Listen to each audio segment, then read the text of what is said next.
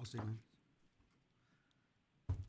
Good evening. This is a special notice from the Paramount City Council Chambers pursuant to Executive Order N-29-20 executed by the Governor of California on March 17th and as a response to mitigating the spread of coronavirus known as COVID-19. The meeting of the City Council scheduled for Tuesday, September 1st, 2020 at 6 p.m. will allow members of the public to participate in this meeting and address the City Council during the open session of the meeting via live stream and or teleconference only. With that, I will now turn it over to Mayor Peggy Lemons to start the meeting. Mayor Lemons? Thank you, John. I'm going to call to order the September 1st meeting of the Paramount City Council. It's on. The light's on. Oh, there we go. I got it. Is that all you need? Do I need a volume control? Nope. We're good? Yep. Okay. So we're going to have the Pledge of Allegiance led by Vice Mayor Brenda Olmos, followed by the invocation by Pastor Ken Korver of Emmanuel Reformed Church. Can everybody please stand, please? Place your hand over your heart as we salute our flag. I pledge allegiance to the flag of the United States of America and to the republic for which it stands, one nation, under God, indivisible, with liberty and justice for all.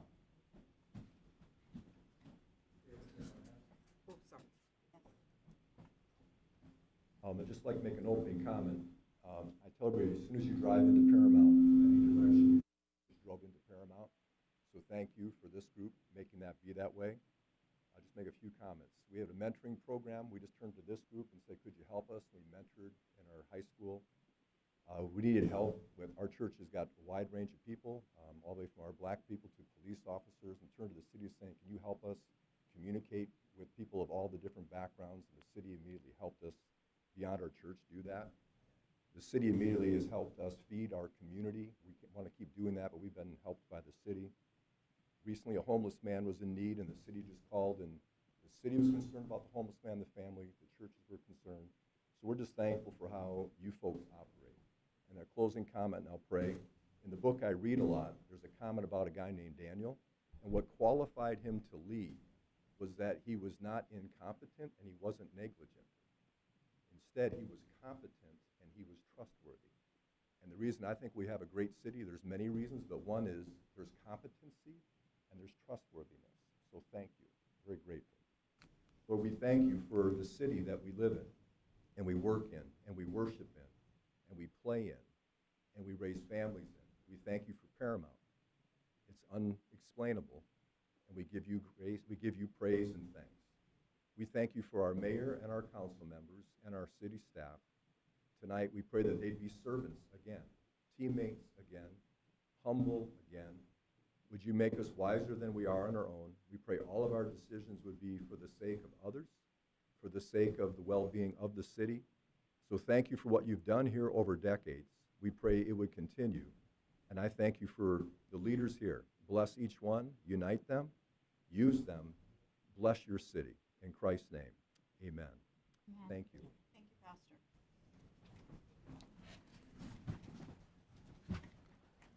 Well, I'd like to begin by welcoming our two new council members to the dais. This is your first time, of course, sitting with us. Councilmember Cuellar Stallings and Councilmember Isabel Aguayo. And it's a little bit different, and especially with this little echo that we have going on. But thank you for being here this evening, and thank everybody for being so patient during the time of COVID when we've had to do this another way. And let's hope we don't go backwards, but continue to move forward. With that, I do have a presentation to make this evening. And that Madam Mayor, if we could do roll call? Oh, thank you. Yes. I'm so busy thanking everybody. I know that. Okay. So let's move forward with roll call, please. Councilmember Aguayo. Here. Councilmember Guillen. Here. Councilmember Cuellar Stallings. Here. Vice Mayor Olmos. Here. Mayor Lemons. Here. Thank you. Okay, now we will move into our presentation for this evening. Okay. Want to make sure I didn't miss something else. See, I'm a little out of sorts here in this new environment. Which is National Preparedness Month. Each year, September is recognized as National Preparedness Month.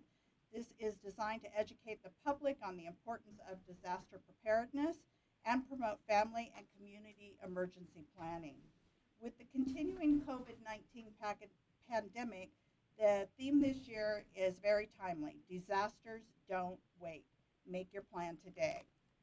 Of course, disasters come in many forms. Each one can cause great damage and endanger lives, so preparation is essential for everybody's safety. Government agencies like FEMA and the Centers for Disease Control and Prevention have lots of information about planning on their websites. The Red Cross is perhaps one of the finest resources. Our city has always worked closely with the local chapter, and we encourage our residents to visit their website for tips on how to prepare. Joining us on webcam is Nadan Rambo, the Disaster Program Manager from the Red Cross, to accept our proclamation. Nadan, would you like to say a few words? Yes, I would. I would just like to thank everybody, and I'd like to thank the City Council for allowing us to be out here tonight and just to accept this proclamation. I've been with the Red Cross for 19 years now, and we're a community-based organization, and this is a time when we need to work with our community now more than ever. We are so excited to continue to provide service to the city of Paramount. We are here, even with COVID, we are available to respond to disasters should anything happen. We are working the wildfires. We are working whatever happens from a wildfire to just a single family home burning down. The Red Cross will show up, and we're happy to continue helping when they need us. So thank you so much for acknowledging Preparedness Month. We hope to continue to spread the word of being ready for disasters, being ready for major incidents like this, and being more resilient as a community. Thank you so much, and we really appreciate being able to come out with you. Thank you, Nadan, and thank you for all that you do for the city of Paramount. I know we started a city preparedness program, I think about 7 years ago, where we involved all of the stakeholders in the city to get involved, from the business community to the churches to the residents. And so hopefully we're far along in that process, and the city of Paramount will be ready. So thank you very much for your time this evening. Thank you. Okay, with that, we'll move on to City Council public comment updates. Yes, Madam Mayor. At the last council meeting of August 18th, we had one speaker that we are responding to that had a request for information over an issue or concern. And that resident was Ms. Raquel de Casas. She had 3 requests for information, one of which was she wanted to know how the vehicle forfeiture provision in the street racing ordinance will work if youth use their parents' vehicle without permission.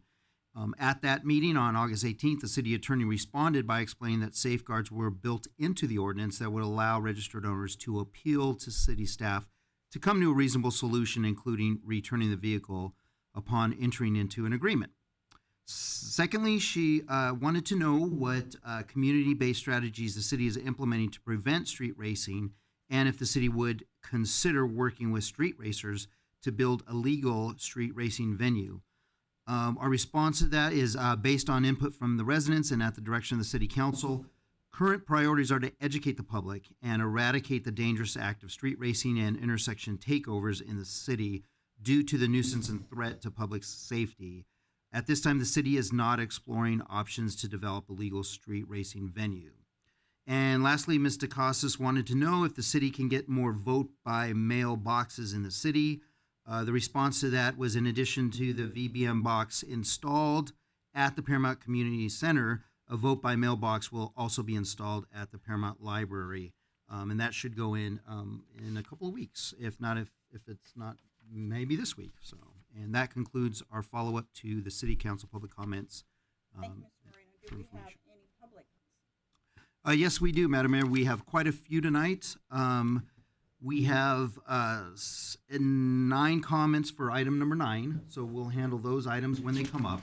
And then we have 4 for call-in, and more are coming in, I can see, and 4 that are written. So we'll handle as we've done. We'll handle the call-ins first, And now I will turn it over to our Assistant City Manager, Andrew Villalpando, who will introduce each of the callers.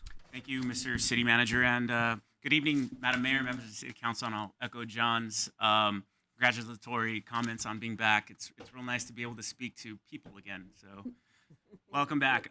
This last comment card we just received is actually another one for number 9, so we'll handle that one once we get to the item. So as John mentioned, we have 4 comments for the general comment period of this evening's council meeting. Just a reminder, public comments will still continue to be held remotely, so we'll bring callers up as they called in their order. So one moment while I get the first caller on the line.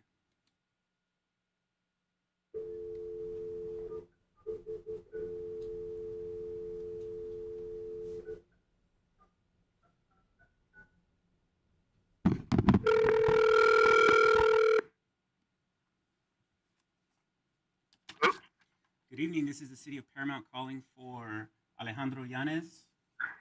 This is Alejandro. Good evening, I'm contacting you regarding your request for public comment for the Paramount City Council meeting. You're now being broadcast live to the City Council.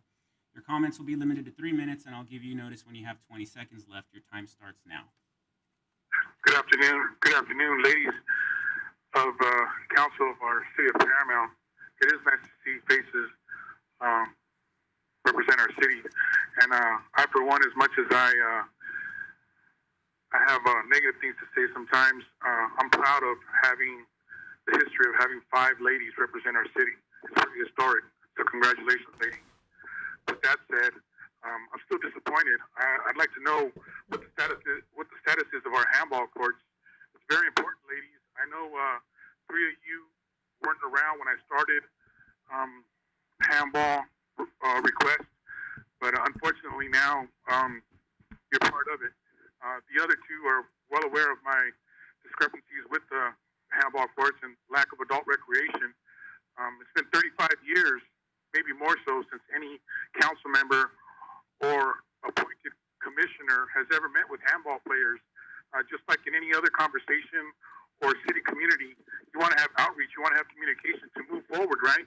We never had that. We never had that discussion where council members or commissioners appointed by council members come meet with us, come see what we are in the community. It's easy for us to be slandered in our community and be labeled drug dealers and gang members without even given a chance to be met. 2 people know me personally. No, I'm not a gang member. No, I'm not a drug dealer. And it's offensive. Just like directors are offended by what I post on Facebook or I post on social media, we're just as offended. And that's what gets us disagreeing.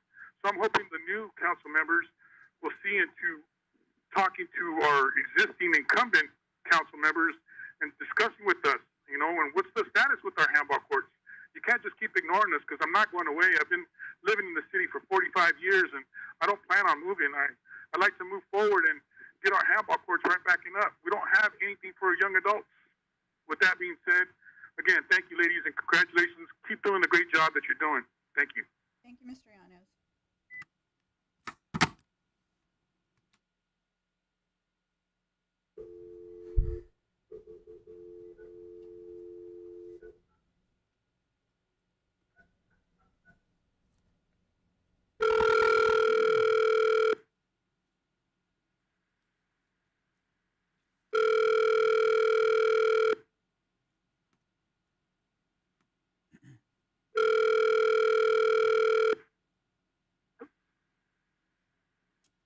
Good evening, this is the City of Paramount calling for Gardeep Kaur.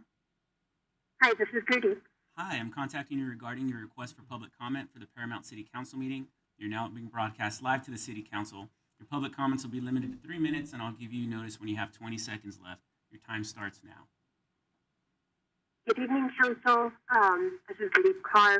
Once again, I am calling to express my disappointment on Council's refusal to act. The responses we've received have been condescending, frankly insufficient. Nobody asked for the performative answer you delivered through the unity in the community.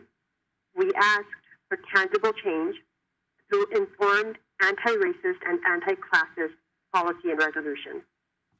Today, the City of Paramount received 2 blows.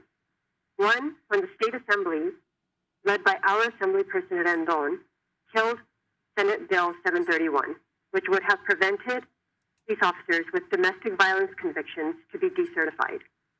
Rendon sent a message through this intentional and staged inaction when he let the clock run out last night that a person with a monster in their own homes can go out and then terrorize our streets. I call on you as his colleagues to let him know that he failed his community last night, when we stayed up until midnight to bear witness to his failure. The second hit was more direct. Our tax-funded sheriff killed yet another man, a black man, in Los Angeles. Now you can continue to try to generate the disconnect and the cognitive dissonance, claiming, quote, this is paramount, and I quote, we shouldn't get caught up in national trends. I'm sure the leaders in Kenosha, Wisconsin thought the same thing. That is until Jacob Blake was shot by police officers there. That happened in the 2 weeks since our last city council meeting here, when we were calling for you to take more direct action. This matters here because our tax dollars pay for the salaries of these police officers, our tax dollars pay for their legal fees, and then our tax dollars pay for their settlements. And we have absolutely no power in their training, in their punishment, or otherwise. I urge you to call your colleague, Assembly President Rendon, to get SB 731 back on the floor. I urge you all to stop accepting campaign contributions from police unions. And again, I urge you to open up our next year's budget process in a more meaningful way to your constituents and to start that participatory budget process now. Thank you. I yield my time. Thank you for your call.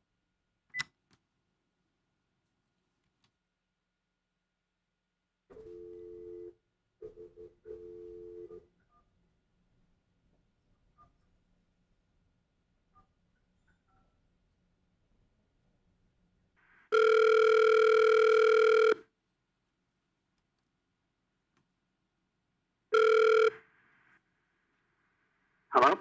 Good evening. This is the City of Paramount calling for Jaime Lopez. That would be me. Hi, I'm contacting you regarding your request for public comment for the Paramount City Council meeting. You're now being broadcast live to the City Council. Your public comments will be limited to 3 minutes, and I'll give you notice when you have 20 seconds left. Your time starts now. At the last meeting, I made 4 points, and the City Council only addressed the lowest hanging fruit.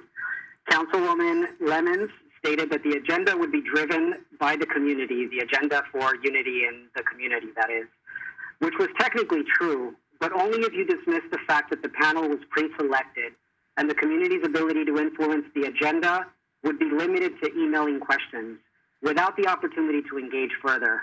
In other words, this was an event where the community had the appearance of quote-unquote participating, but it would be the city's pre-selected panel who would then take the conversation in whatever direction it chose. It was repeated that the panel was not a city panel, but no matter how many times this was repeated, it doesn't take away from the fact that genuine community engagement this was not. Councilmember Lemons has mentioned that we shouldn't rush into anything and that we should first gather information. So I ask, do you think that supporters of Black Lives Matter are rushing to conclusions? Do you think residents like myself make decisions impetuously and that we need to be told that these issues require still more input? Councilmember Lemons and others have been unable to name one book they've read about racial justice. But at the last meeting, it was mentioned that according to what you've read, everything seems to indicate that every community must decide for itself. So I ask, what exactly did you read? Racial injustice has been with us for more than 400 years. If this were 1961 and Black residents were not being allowed into certain facilities, for example, would you be waiting for more information, or would you have taken a moral stance against it? What we are lacking here is a moral backbone. All we get is 3 minutes to speak, and your position of authority will grant you a final word. But some of us will keep using our voices to call out what is clearly an issue that is not being meaningfully addressed. By the way, I advise you to check out the last city council meeting for the city of Bell Gardens. Go to time code 1 hour, 26 minutes, and 50 seconds. That's what informed voices in support of social justice should sound like. I'll be hoping that our council here in Paramount can grow to take similar leads in the near future. I yield my time. Thank you for your call, Mr. Lopez. For the community's information, I just want to let you know that the first Unity and the community meeting was the first one. It will be community driven as they continue to hear from the residents about the types of things they'd like discussed on the agenda. I know that they have already announced that they are adding people to their committee. Again, we're not adding people to their committee, they're adding people to their committee. And they plan to have additional topics and additional speakers. It was their first meeting. We thank them for stepping up and taking on this responsibility. And because it's probably the second or third time that it's been mentioned, what books is the council reading? I would just like to say, I think that it's a very condescending attitude to put on anybody how they get their information. I have read books. I don't feel the need to enumerate those to you, but whether somebody gets their information through the internet, whether they get it through film and media, whether they get it through articles, I don't care. What I care about is that they get informed, and I think that's what you should care about. Thank you. Madam Mayor, members of the council, we have one last speaker, and they are a Spanish speaker. So we're going to ask the translator to come up to the podium while I get them on the phone.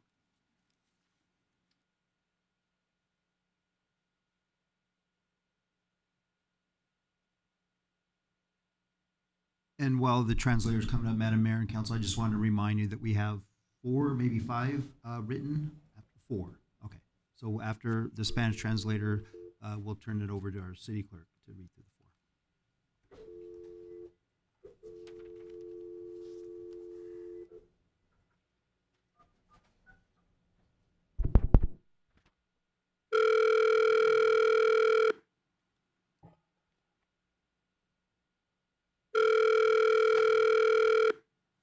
What's the name? Ramon? Ramon?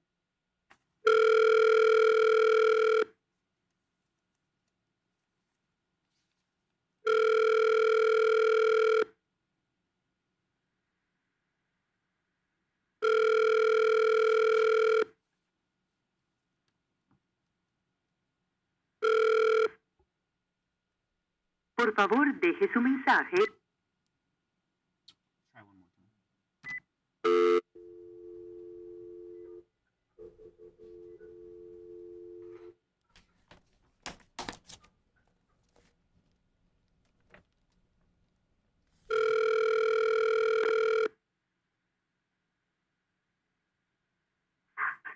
Bueno, Bueno, señor Ramón.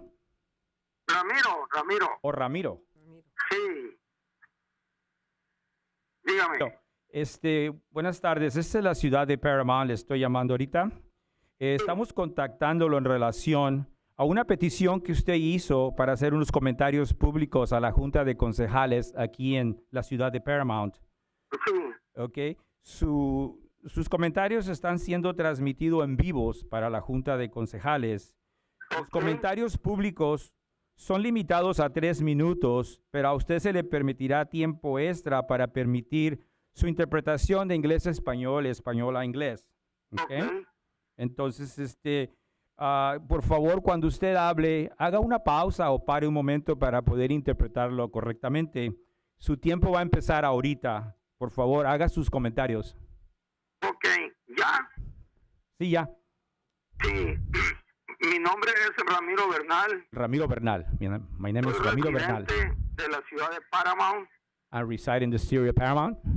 Vivo en la calle Petrol, muy cerca del Parque I Salud. live in Central Street, near the park.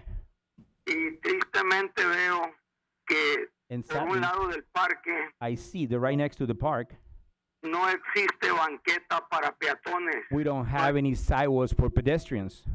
Banqueta para peatones, Yeah, siendo sidewalks for que pedestrians. el terreno ahí está, pero Due to the terrain, está lleno de tierra y It's de full of árboles. land, Puede dirt, hacer and la trees. banqueta porque la gente corre peligro que sea Because atropellada por los carros, people have the danger to be hit by cars porque se tienen que ir por la calle, por because they donde have to pasan los walk carros. on the street, actually, where the cars are running. El parque se inauguró en el 2013. This park was inaugurated in 2013, Hace 7 años. 7 years No ago. creo yo And I don't believe que los ingenieros that planeadores the no vean engineers esos detalles. and the city planners haven't seen those details. ¿Qué les pasa? Las vidas humanas son muy importantes. What happens is human life is very important. Y al no haber banquetas, And not having any sidewalks, tiene que caminar por donde transitan los carros you a have to walk alta where velocidad. cars actually are running. Y por eso esa petición la hago al alcalde And y a los that's why I'm concejales making this petition to the mayor, para que tomen cartas en el asunto. so you can really Vean a fix quien these problems. corresponda. Lay hands in the matter. Según a los que me he comunicado, According to what I've been told, ese terreno pertenece a Southern California Edison. this land belongs to California Edison. That's what I've been Pero told. el terreno ahí está para las banquetas. No ocupan pedir permiso a nadie. This land is right there for sidewalks. You don't need to ask permission to anyone. El terreno ahí está, solo que está lleno de tierra y de árboles. The land is En right lugar de there, but it's estar de full of dirt. concreto, la banqueta. So there's no sidewalk. ¿Algo más, señor? Sí, no, pues, eso sería mi petición. That Que would be my construyan las petition. banquetas ahí, por favor, To please build the sidewalks para evitar pérdidas humanas. to avoid the son muy loss of human valiosas. lives. Las pérdidas humanas valen más que todo. As you well know, human lives is worth more than anything else. Okay, could you tell Mr. Romero? Estoy a sus órdenes. Mi número de teléfono He says, I have my telephone number. You can contact me at es área 562. area 652 Don't repeat 562. that. Please don't repeat that on camera. Oh, I'm sorry. We have the number. Thank you. No diga su número, señor, ya lo tienen. Perdón, un Muchísimas momento, quieren gracias. decirle algo. Muchísimas gracias. Un momento, no cuelgue. ¿Está en la línea? Sí, dígame. Just tell him we have his number and that Sí, dígame. Adriana momento. Figueroa will be contacting him. Ok, tenemos su teléfono, su número de teléfono y alguien aquí en la ciudad le va a llamar a usted. Muchísimas gracias. Thank you very much. Muchísimas gracias. Thank you very much. Espero resultados And y no promesas I hope I get ni results, not just negaciones. promises. No, we're glad he called. Ok, le vamos a llamar. Muchísimas gracias Thank you very much por darme el tiempo para expresar for allowing me the time to inquietudes express myself y prevenir pérdidas de vidas humanas. and to prevent the loss of human lives. ¿Es todo? Sí, es todo. Muchísimas gracias. Muchísimas gracias a usted. Buenas tardes. Buenas tardes. Thank you very much for interpreting for us. Next speaker. Go ahead, madam. Thank you, Madam Mayor. The first written public comment is from Raquel de Casas. She says, hi, I would like to email my public comment for tonight, please. Good evening, Mayor and City Council members. Last City Council meeting, there were 2 other residents who asked about how the Committee for Unity in the Community was chosen, as well as about racial injustice educators being on the committee. I didn't see any updates regarding those items on the agenda. Can we please get an update on that? Thank you for your time, Raquel. The next comment is from Paramount resident Andrew Mondragon. Hello, council members. I am writing once again to bring to your attention the need of structural change to our city. Now is not the time to ignore our surroundings and keep our heads down to the obvious corrupt actions of police officers in our county. Dijon Kesey was murdered in cold blood, all while officers state they were stopping him for a traffic violation while riding a bike. It doesn't matter what Dijon did. No one, absolutely no one, deserves to be killed for a traffic violation. It does not matter what he did. There is obviously something wrong with this system and must be rectified. Because we are seeing time and time again that the current system criminalizes individuals rather than empowers them. which is why it is important for Paramount to take the lead and reimagine public safety to show that there can be a different way to keep a city safe without the need of large police presence. I demand you go back and fight the Board of Supervisors ruling on their increased police budget. I demand you reallocate police budget funds to areas where it is needed. Invest in the city's future by giving more education for more teachers. By giving more to education for more teachers. Invest in the city's future by giving more towards the homeless crisis and provide solutions other than displacing them. These shouldn't be hard things to provide, and I think if we take steps towards these goals, we will find that being compassionate towards those in need will help us progress as a whole. Thank you, Andrew Mondragon. The next comment is from Alfredo Banuelos. Good evening, councilwomen and staff. I sincerely hope that you and your families are healthy, physically, mentally, and spiritually. I'd like to remind the council about term limits, as I previously stated in the August 4th meeting. I hope this can be initiated as soon as possible, and I look forward to this discussion. Tonight's agenda presents several items pertaining to the city's planning, and I use this opportunity to raise awareness of the housing crisis we've been experiencing for years now, that continues to worsen. While more homes are indeed very much necessitated, these high-priced new constructions are seldomly purchased by first-time home buyer previously residing within our city. This speaks to the need for our city to institute affordable housing ordinances that prioritize long-time Paramount residents who have yet to purchase their first home, and that designates a percentage of these properties to be sold and rented at little below market value. Price controls and city subsidies for down payment assistance and closing costs are a good start. And of course, the affordable housing crisis cannot be fully addressed without mentioning the exorbitant cost of rents in comparison to the minimum or average wage earnings. That is why rent control measures and bold tenant protections must be part of the effort to mitigate the inflated costs of living. After all, if we can castigate a speculator for looking at others illegally use their vehicles, then my hope is that we can do more against landlords who illegally throw working families out on the street. And lastly, please don't make it hard for my paletero, elotero, tamales, and flower vendors making a living. We love the services that street vendors provide. Times are tough enough, and they have enough with constant police harassment and safety threats that they face, and they are becoming more prevalent. Most of these people belong to vulnerable demographics, and any further criminalizing of their livelihoods could undoubtedly be qualified as racist policy. I look forward to you addressing the people's needs. Thank you. One more. Before you move on, Heidi, Yes, ma'am.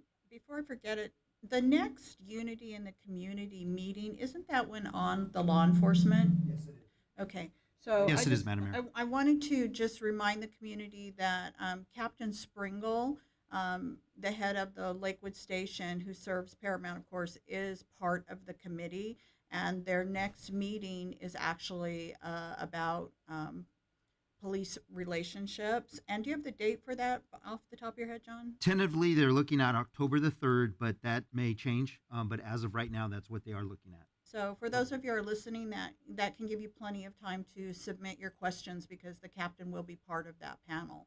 Okay, thank you. Thank you. Just one more. Thank you. This is from Barbara Krausen, Executive Director of the Paramount Chamber of Commerce. Thank you, Mayor Lemons, council members, and the community of Paramount. Thank you for your time. Since March and the COVID-19 shutdowns, we have seen a complete change in our community and the way we all thought life should be. In spite of the many difficulties we are facing, I am glad to share that we also have a bright light in Paramount. Since the shutdowns, I have been overwhelmed with the amount of businesses that want to help in some way. Over the last week, we put out a plea for donations to help students financially affected with some help in back-to-school care packages. We set a goal of 200 packages, and I want to report that we are now over our goal. We will have a final number by the end of the week. I want to give a special thanks to all those who contributed to these packages and you will find a video on our website, social media, and on YouTube with special thanks. When things get tough, the tough get going. We are paramount. That concludes the comments, Okay, Madam Mayor. Thank you so much, Heidi. Okay. We'll move on to the consent calendar. So moved. Second. Moved by Olmos, seconded by Guillen. May I have a roll call, please? Councilmember Aguayo. Yes. Councilmember Guillen. Yes. Councilmember Cuellar Stallings. Yes. Vice Mayor Olmos. Yes. Mayor Lemons. Yes. Okay, item 6, implementation of an annual city council adopted legislative position platform. Yes, Madam Mayor and Council, this is a follow-up to an item presented to you at the last council meeting. Just as a recap, throughout the year, we receive requests from organizations that we belong to, and they're asking us for letters of either support or opposition for proposed legislation that is going through the halls of either Sacramento or Washington, D.C. At the last council meeting, we presented this item to you for a new and improved process for handling these requests. This new process would involve the city council adopting a set of guidelines or principles, if you will, for staff to follow when we receive these requests for letters. As we presented, this would be an improved process over our current process because it would be more inclusive for city council members than our current process allows. And at that same time, it would also allow us to continue to respond to requests that involve a quick turnaround. In essence, this new process, which by the way is done by 4 cities in our area, would present to you the best of both worlds. That is, the entire city council will give their input on a legislative agenda, and the city's voice would continue to be heard by our legislative and congressional leaders. And with that, I will turn it over to our Assistant City Manager, Mr. Andrew Villalpando, who will handle this item. Andrew? Thank you, Mr. City Manager, and good evening, Madam Mayor and members of the City Council. So, as John mentioned, yes, this is an item that you saw back on August 4th. At that time, we introduced to you the possibility of implementing what's called an annual city adopted legislative platform. This would essentially establish a process to handle matters where the city council needs to take a position on a certain item of legislation, and it would guide staff when doing that. So a copy of the staff report from that meeting is attached in your packet this evening as attachment A. At the August 4th meeting, there was dialogue and discussion where concerns and follow-up questions were raised. So this presentation would essentially address those. One of the concerns that was raised was that it was expressed that a separate vote before taking a position on each piece of legislation was preferred. So this presentation will address that matter. And also, the City Council asked staff if an email could be sent out to all of the City Council in a draft format to obtain the consensus before any approval on any such matters. So again, this report will address that as well. So just a little bit of background. I won't dive too deep into all of the details of how we got to this point because that was provided at the previous, at the August 4th City Council meeting. However, it is important to, I think for context, to understand a little bit about where we're at. So the city is frequently asked by partner agencies and organizations to support or oppose pieces of legislation. In almost every case, these requests typically carry with them a request to respond within 24 to 48 hours. So staff started looking into better ways to include consensus from all of the city council when taking positions on matters of legislation. The main the areas that we really wanted to focus on were taking a look at options that would provide both city staff and the city council to enable a quick turnaround time and for efficiency purposes, as well as maintain our collective voice in the halls of Sacramento and Washington, D.C. So the goal was, as we were looking and conducting our research, was to propose a process based on best practices that would involve a uniform process, something that incorporates the city's vision, mission, values, and strategic outcomes, as well as a process that is inclusive of all members of the city council. So part of our research, we found that there's different types of approval processes. If you recall back to the August 4th meeting, we presented to you 3 types of approval processes that we found, and as you can see here, we are presenting to you 4. So I'll speak to that a little bit later in the presentation, but it is worth noting that originally, although we reported the 3 types, we did follow up with several of the cities since that time to better understand and gain more insight on how they conduct their programs, their legislative approval programs. And it was determined that 2 of those cities actually use a process by administrative action, which, as you can see here, is predominantly administered by the administration, so by city staff. And I'll go into this in a little bit to show you kind of illustration of how our current process works. And then 2 of those other cities that we took a look actually kind of do a hybrid approach, as you'll see here. That's something that we'll call administrative and a city council vote. So the administrative action process is the process that we currently use, where staff would receive a request from one of our partner organizations or agencies. We'll review the request. We'll make an administrative determination as to whether it aligns with the city's priorities, and then we would prepare a letter for the mayor's approval or disapproval. Another type of process is a separate city council vote. Some cities participate in this process, and this is where every single item or every single request to support or oppose a piece of legislation would go before the entire body of the city council at an agendized meeting. As you can imagine, given that most agencies conduct their meetings, most agencies of our profile conduct their meetings typically every 2 weeks, this does not necessarily allow for a quick turnaround for urgent items. The hybrid model that I briefly talked about, where some cities kind of implement an administrative or / city council type process, in those particular cases, we found that some of the positions that were taken by their city were done by city council vote, but mostly they were done administratively. This obviously it opens a door to a little bit of ambiguity, and it still enables a process where the administration still makes the decision on whether to even take something to the city council as opposed to just doing it administratively. So there's a little bit of ambiguity there. And then the legislative platform, which is what we're going to discuss tonight at length, where the city council would adopt a legislative platform based on the collective vote of the city council on a regular basis that would guide staff in their priorities. So I thought the best way to illustrate what our current process is to give you a real case example of what we experience and how we experience it.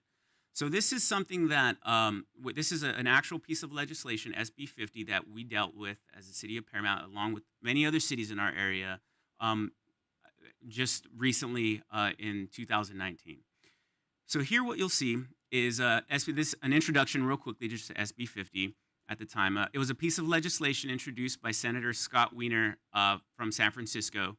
The way the legislation was crafted was to change local housing and zoning standards, but essentially many cities in the area really saw this as an attempt to take away our local control.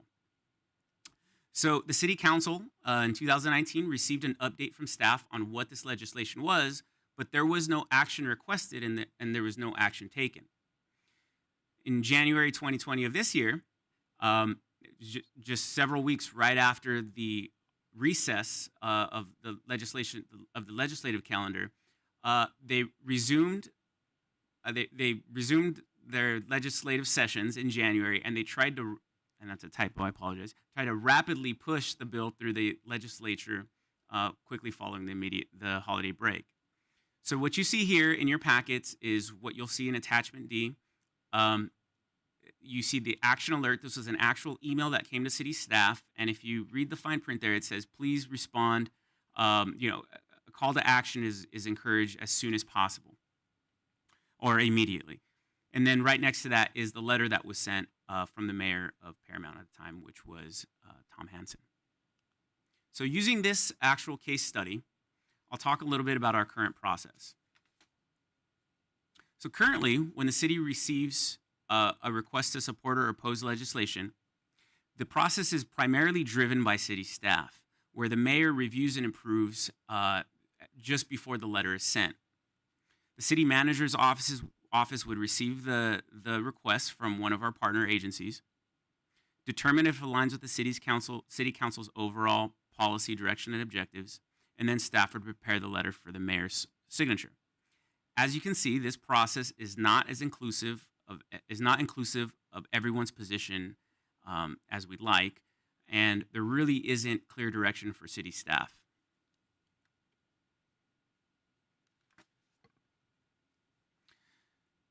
Under the legislative platform model, before any position on legislation is ever taken, a draft platform would be prepared by city staff and taken to the city council for adoption every 6 months.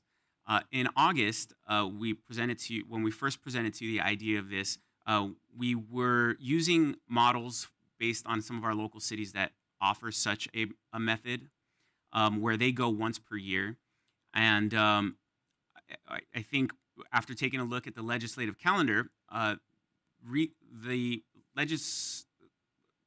state legislators typically go on recess in December and in June. So if we aligned our draft legislative platform to be brought before the city council every 6 months, say in January and July for review by the city council, that would align with the legislative session.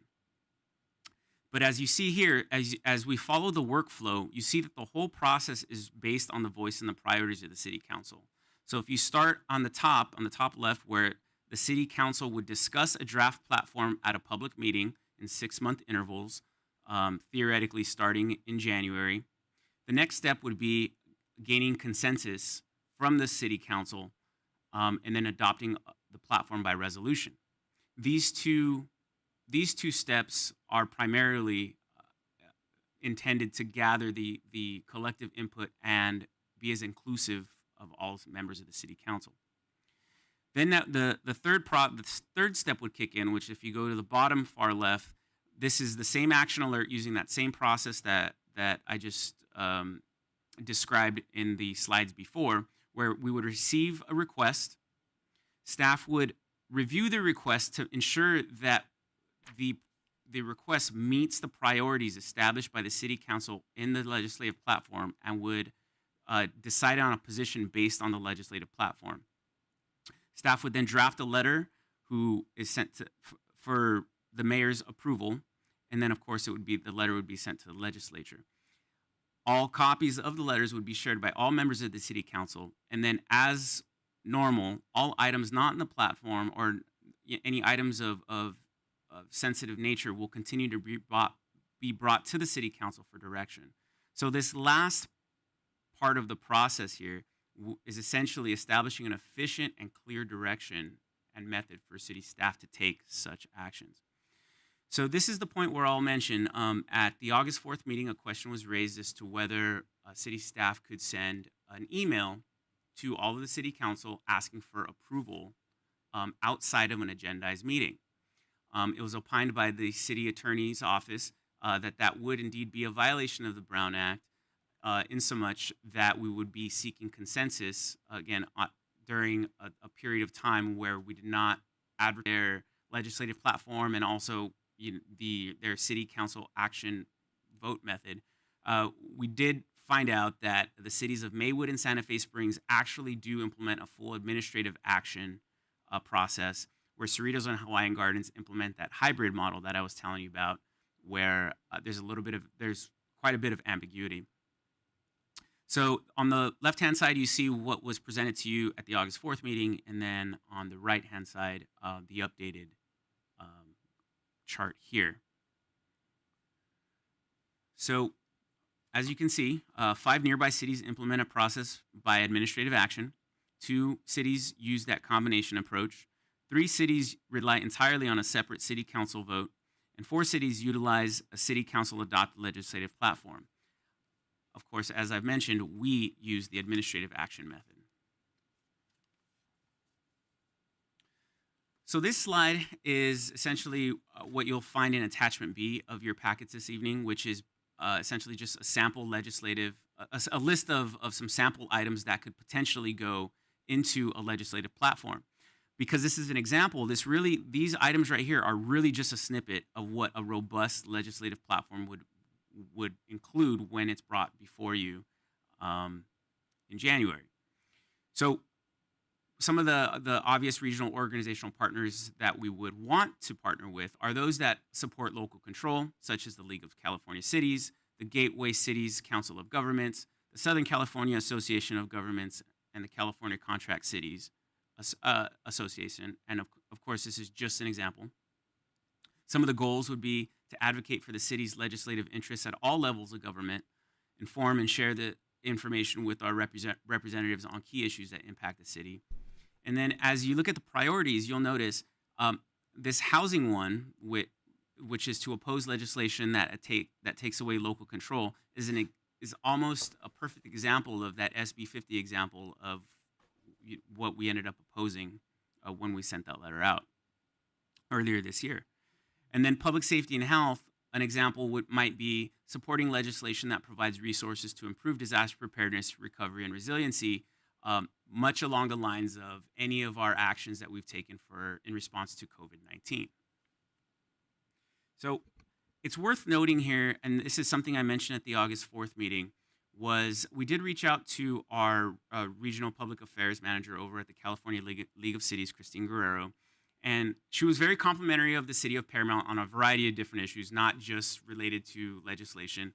And one of the things that we really engaged in deep conversation about was just Paramount's history of engaging in regional issues. And she didn't want to minimize how much of an impact the city of Paramount has at our legislative level when we take positions on items.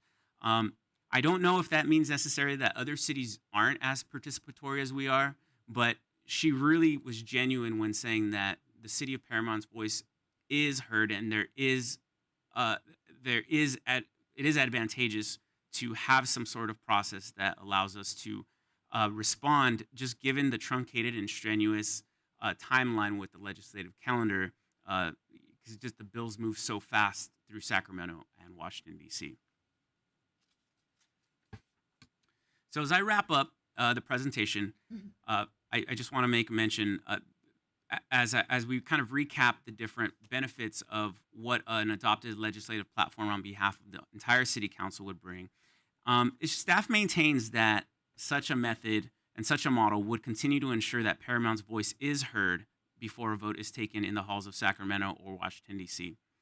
Furthermore, it provides the most effective way to quickly and efficiently turn around letters of support or opposition on pieces of legislation, while clearly and undoubtedly capturing the entire collective input from the City Council.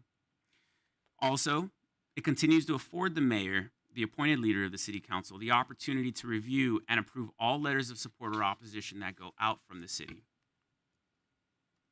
Some clear benefits are that it provides a fast and efficient way to respond to requests for position letters. It provides staff with clear guidance on City Council's policy direction. And as mentioned, it will be reviewed by City Council every 6 months.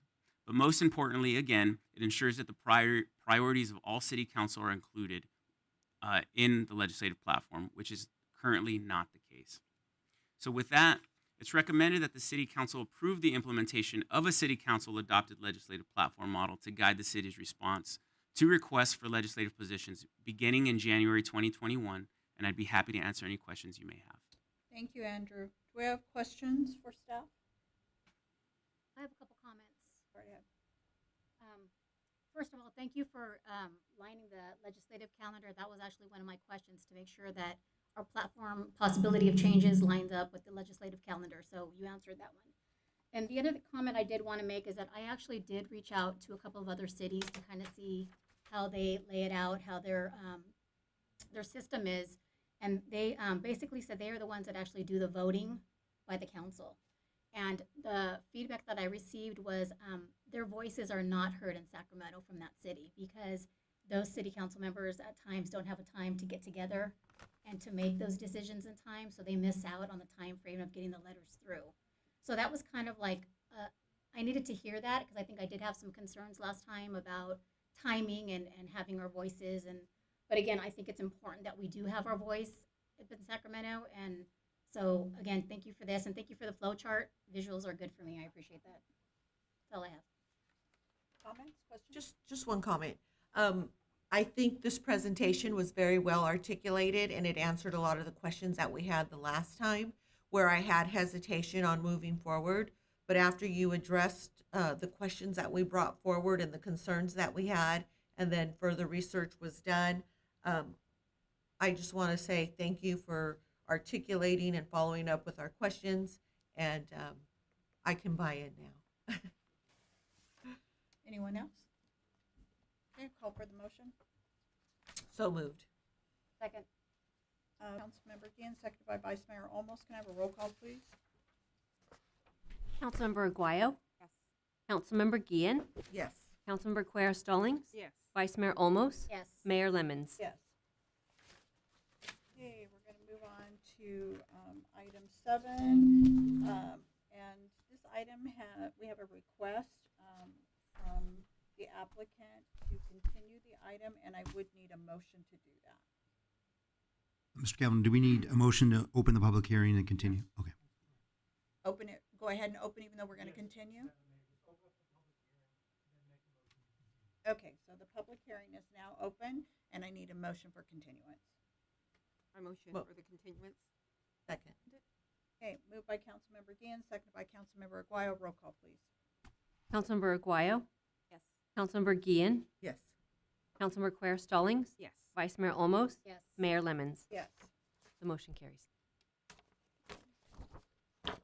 We're going to move to item 8, and it is an AB item.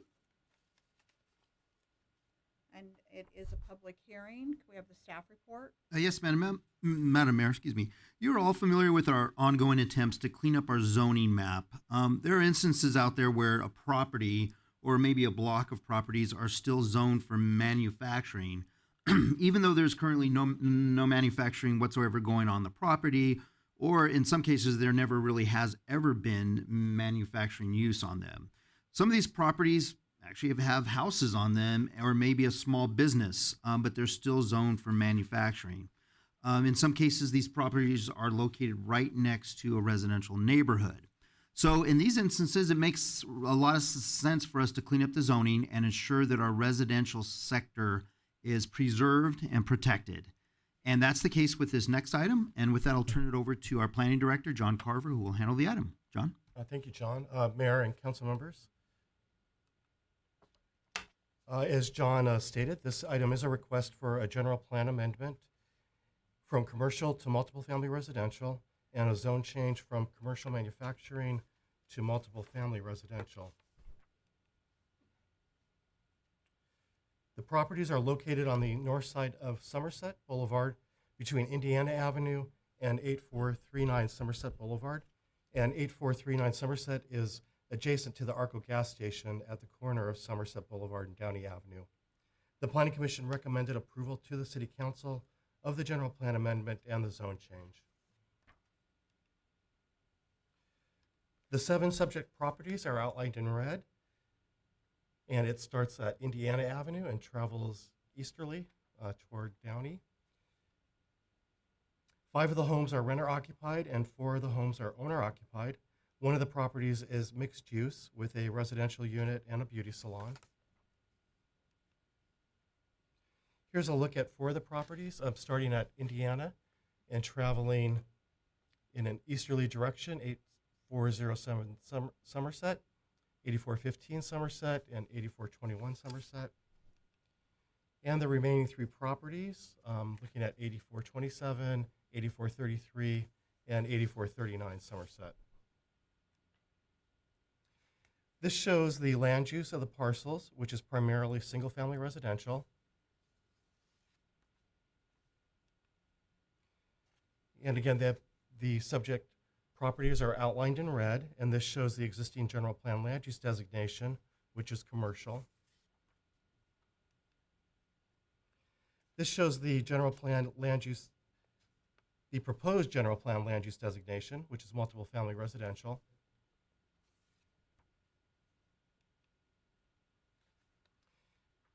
This shows the existing zoning, which is commercial manufacturing.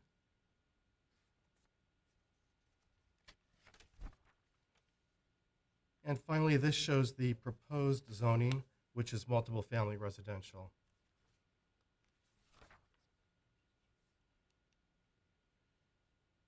As part of this project, we did outreach through a survey to the property owners who would be affected by the general plan amendment and the zone change. There were no negative comments to the survey. The public hearings before the Planning Commission and the City Council this evening were noticed public hearings with notices sent to property owners and tenants within 500 feet of the proposed project, including the property owners within the project area. The commercial manufacturing zoning of the properties has not changed since 1962, and as John mentioned, these are residential properties with the exception of the mixed use with the hair salon. The project site, again, is almost entirely residential. The zone change will allow property owners to obtain traditional mortgage loans as the properties will no longer be non-conforming. And the zone change continues changes over the last several years that have been aimed at resident quality of life. And with that, it's recommended that the City Council adopt Resolution 20027 approving the general plan amendment. And it's also recommended the Council introduce Ordinance 1136 related to zone change number 236. And I'm happy to answer any questions. Thank you. This is a public hearing. Is there anyone wishing to speak in favor? Madam Mayor, there are no comments in favor. Anyone in opposition? None in opposition either. Okay, can I have a motion to close the public hearing? I motion to close the public hearing. I'll second it. Councilmember Aguayo. Moved by Councilmember Cuellar Stallings that we close the public hearing, seconded by Councilmember Aguayo. May we have a roll call, please? Councilmember Aguayo, Councilmember Guillen, Yes. Councilmember Quer Stallings, Yes. Vice Mayor Olmos, Yes. Mayor Lemons. Yes. If, are there any questions on the resolution? If not, I'll entertain a motion. Questions, go ahead. Just one. Go. 8427 Somerset. Tell me a little bit about that, because you said there's a hair salon currently. Yes. Would that continue to be okay, or is it grandfathered in until we're to sell? Yes, it would be grandfathered in. They could continue to operate without any issues. Gotcha, thank you. Anyone else? I have the same question. I was just wondering about the beauty salon. Okay, can I have a motion on the resolution, please? So moved. Okay, moved by Vice Mayor, almost seconded by Councilmember Guillen, that we adopt resolution number 20027. Can I have a roll call, please? Councilmember Aguayo, Yes. Councilmember Guillen, Yes. Councilmember Quer Stallings, Yes. Vice Mayor Olmos, Yes. Mayor Lemons. Yes. Is there any additional information to be offered for the ordinance, or can we move ahead with the motion? Okay, so are there any questions on the ordinance? If not, I'll entertain a motion. So moved. Go second. Okay, I think I heard Councilmember Guillen move and Councilmember Cuellar Stallings second. Can I have a roll call on ordinance number 1136? Councilmember Aguayo, Yes. Councilmember Guillen, Yes. Councilmember Quer Stallings, Yes. Vice Mayor Olmos, Yes. Mayor Lemons. Yes. Next, we have item number 9, ordinance number 1137. So we'll hear a staff report, and then we'll hear from the speakers. Yes, ma'am. Yes, Madam Mayor and Council, we've all seen them. Food trucks and ice cream trucks. Food trucks have definitely gained in popularity, and some even have somewhat of a cult following. People have definitely become passionate about their food trucks, and in some cities, we've seen rows and rows of food trucks that operate late into the night and tend to attract bar patrons after the bars close for the night. With this explosion in popularity, we felt the need to modernize this portion of our municipal code and insert some protections for the health and welfare of the public when it comes to food trucks. Additionally, we're trying to balance the creativity and energy of these future chefs with the livelihood of our existing restaurants in town, many of whom are small business owners. While we can't do an outright ban on food trucks who want to park on public streets, we can definitely regulate them. So as you'll see, there's a section of the ordinance that establishes regulations for food trucks who want to park on public property, that is on the street.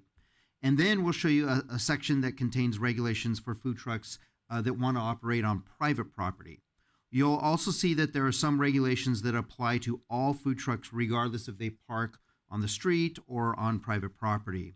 And we've also inserted regulations here for ice cream trucks in this ordinance. As this is our first attempt at this, please feel free to let us know if we're on the right track or if we need to go back to the drawing board. If the council determines that we're on the right track, you can introduce the ordinance tonight and then adopt it at the next meeting. If we have more work to do, then we can go back, make the changes that the council wants, and then bring it back for a reintroduction. And as Mayor Lemon said, we do have speakers that want to speak on this. We have up to 10 speakers now at this time, Madam Mayor.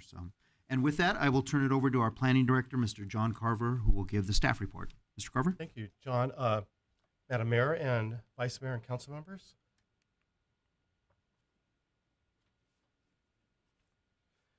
So this item is a request to establish citywide regulations for mobile food trucks and ice cream vending trucks on private and public property. In June 2019, the City Council adopted a sidewalk vending ordinance in order to comply with state law. That ordinance inadvertently deleted regulations related to food trucks on private property.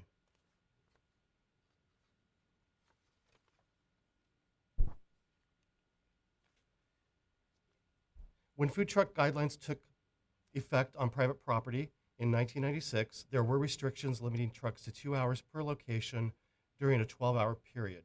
Food trucks primarily served employees during breaks and lunches in industrial areas.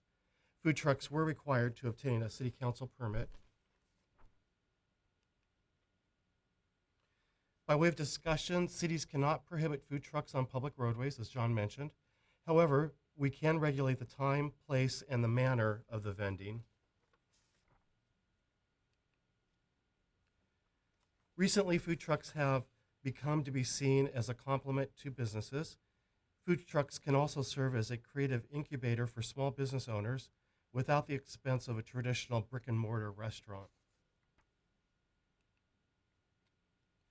Looking at ice cream trucks, the municipal code does not address these types of vendors.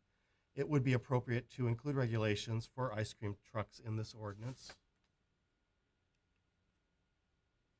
So first, looking at food trucks on public streets, the following regulations would apply. Food trucks could be on public streets between the hours of 8 a.m. and 9 p.m., 7 days a week. A food truck could remain at a location for 2 hours. A food truck would need to be at least 500 feet from restaurants and approved special events. Vending could not take place on the street side of a truck.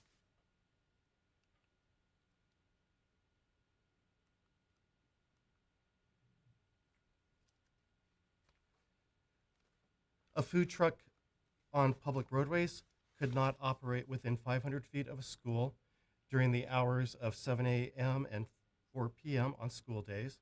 A food truck could not operate within 100 feet of a street controlled by a crosswalk, a traffic light, or a stop sign. And finally, a truck could not operate within 100 feet of a bus stop. This aerial shows a 500-foot radius that would have to be observed by a food truck while on a public street, 500 feet from a restaurant. In this example, we have Casa Camino, which is outlined in blue on Alondra Boulevard. And so the radius again shows the 500 feet where a food truck on a public street could not be located. Looking at ice cream trucks, these vendors could operate during the hours of 10 a.m. and 6 p.m. or 1/2 hour after sunset, whichever is first. Sales would be limited to streets with speed limits less than 25 miles per hour. No sales would be permitted within 75 feet of an intersection. A 200-foot distance requirement between ice cream trucks would be required. Vehicles must be able to pass safely around a stopped ice cream truck. And no audio would be permitted from a parked truck.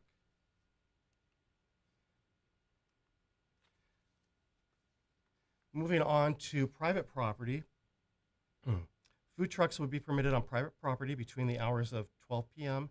and 9 p.m., 7 days a week.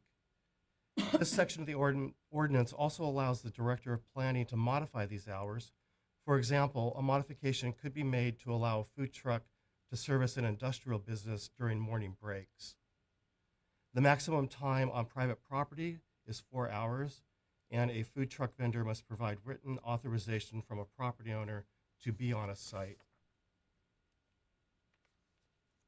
Other regulations for private property would include that signs would have to be on private property.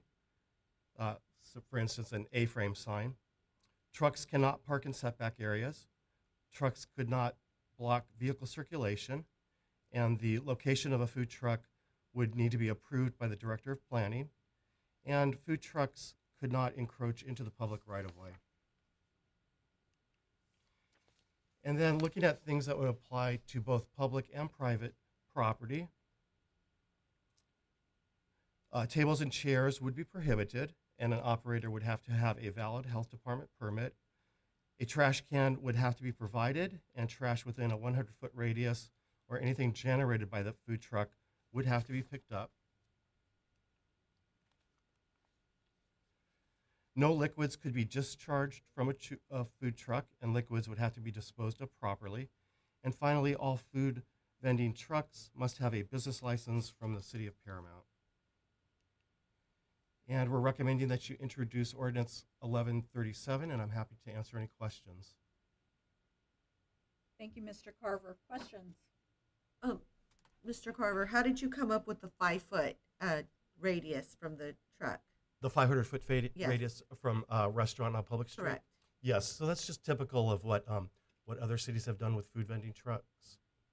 Okay, because I was looking at the diagram where it showed outlined Casa Camino, and if you go 500 feet, then it would really prohibit a vending truck more than 500 feet, because in that 500 feet you have gyros. I know I'm saying it wrong. That the taco place Right. on Uh-huh.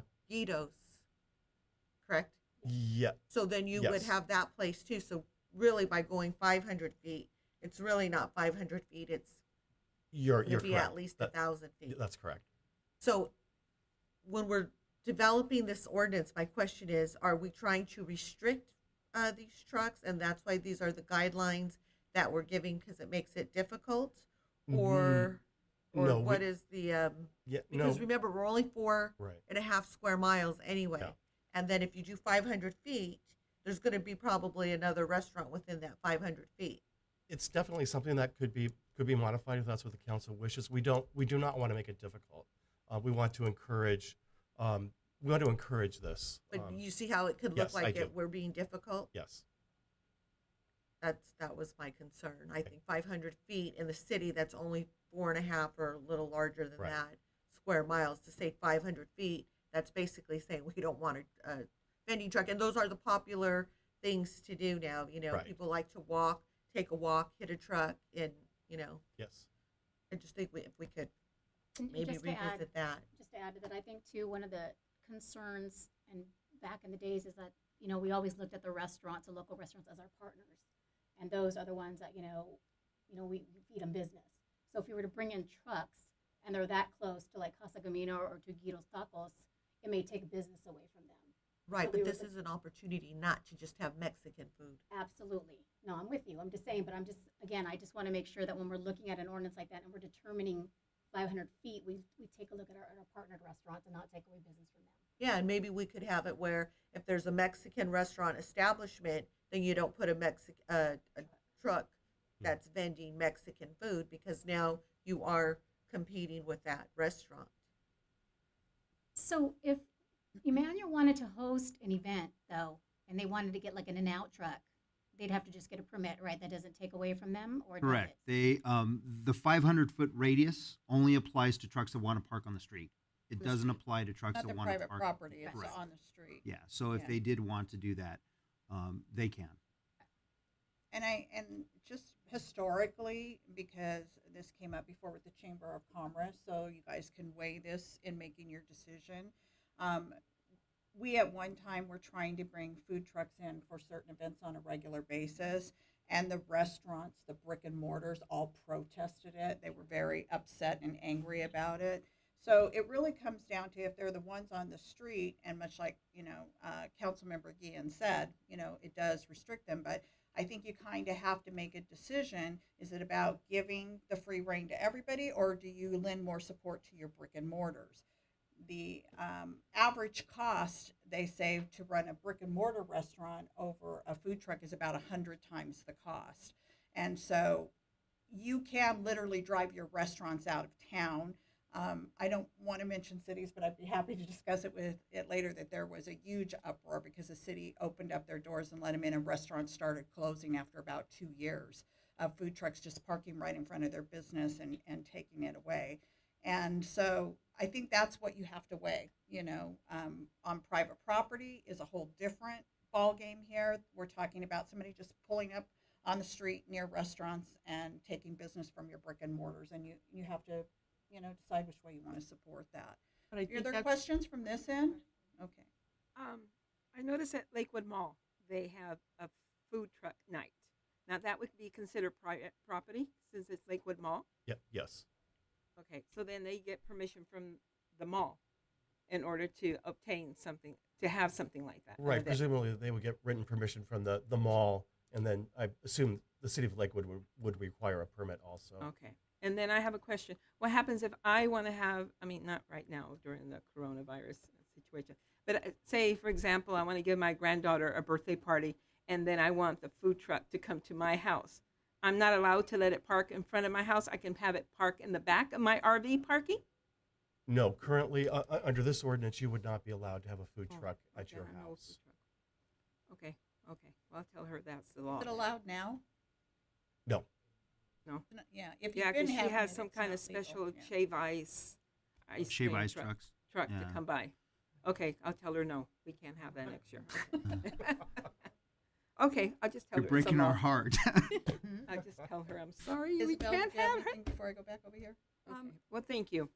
Yeah, so I can see, we're talking about, our local restaurants, our eateries, especially those that have been here a long time. We definitely want to keep supporting them. I do think that maybe the 500-foot might be a bit much, especially when, especially I know, looking at my neighborhood. I mean, yeah, we have, Caminos there, Tacos Guillo, across the way is Alondra Hot. So there's a lot of places. So maybe really looking at that number, so that because it is something that's trendy. It's I say trending, and sometimes a lot of maybe I don't want to say younger kids, but a lot of younger kids are looking for something to do. So if they have to get all the permits through our city and do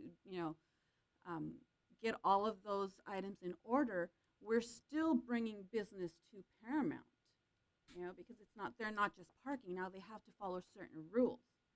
And it's something because I know I've had, my daughter's like, well, what do we do? And before I was like, oh, well, you can go to the theater. But then it was like, well, I'm going to the theater again. And just like, I kept saying, for me, I'm big, you shop local, you stay local, you stay local.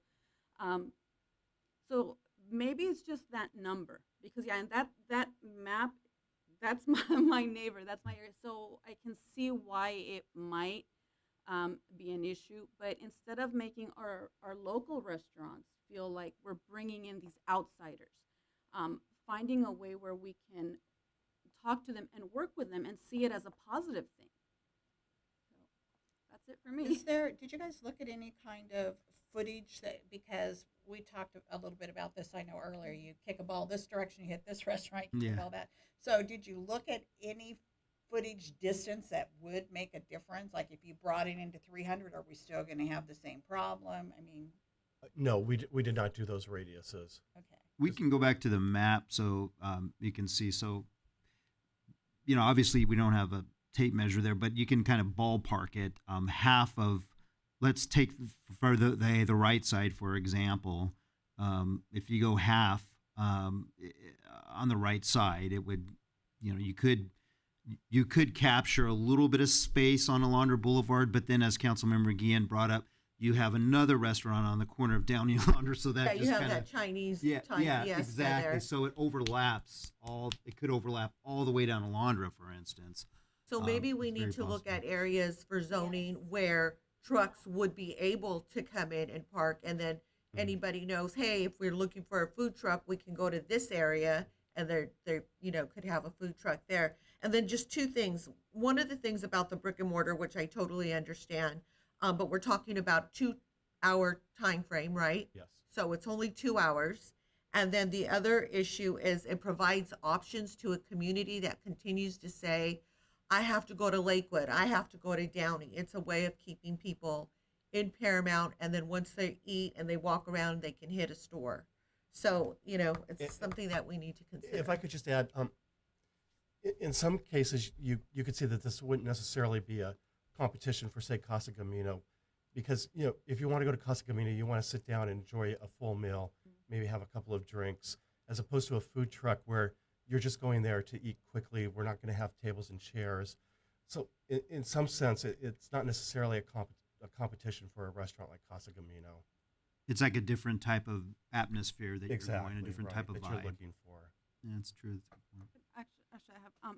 Then, what if I don't know, maybe almost like I said, I mean, setting up areas for these trucks, and maybe almost, I know they'd have to get again all these their permits and everything in order, but almost by a reservation type, so we know that okay, this area is zoned for our food trucks. Okay, if you want to set up your truck there, you need to get everything in order, and I don't know, some type of And limit it to a certain amount with a reservation. is yeah, what you're just saying. some type of reservation. I Kind mean, of it a seems to hybrid be of what kind you of were saying.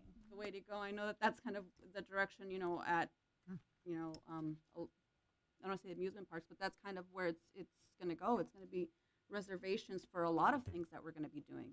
So even for the food trucks, it's something that might just, I don't know, it might just work. And then also, what's going to happen to when we come back to Friday nights, and then Mr. Johnson has the food trucks. Right. So we're not going to be able to have food trucks within that 500 feet, correct? We exempt it for special events from the city, Yes. correct? Yeah. That's correct. So it will be allowed still It will be Yeah, allowed. and similar to Larry, when we have the concerts in the park at Progress Park, we try and get a couple of food trucks. But any type of city community event that we're hosting is exempt from the ordinance. Well, it might be helpful to us for continuing this discussion if we hear from the speakers. Yeah. And then continue our discussion. Let's hear what they have to say, okay? Yes. Great. Do We that? have 10 speakers by phone. Is that what I'm seeing, Andrew? And then Heidi, we have one so we have a total of 11. So. Okay, one moment while I get the first speaker online.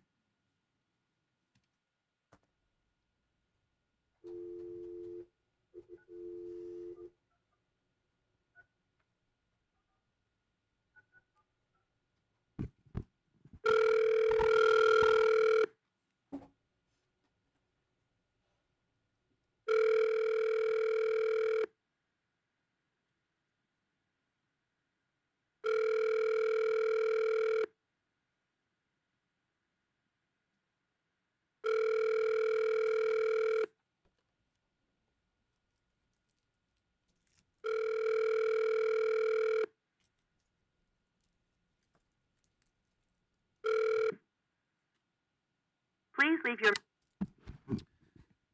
If it's okay with the mayor, I can come back to that person at the Yeah. end.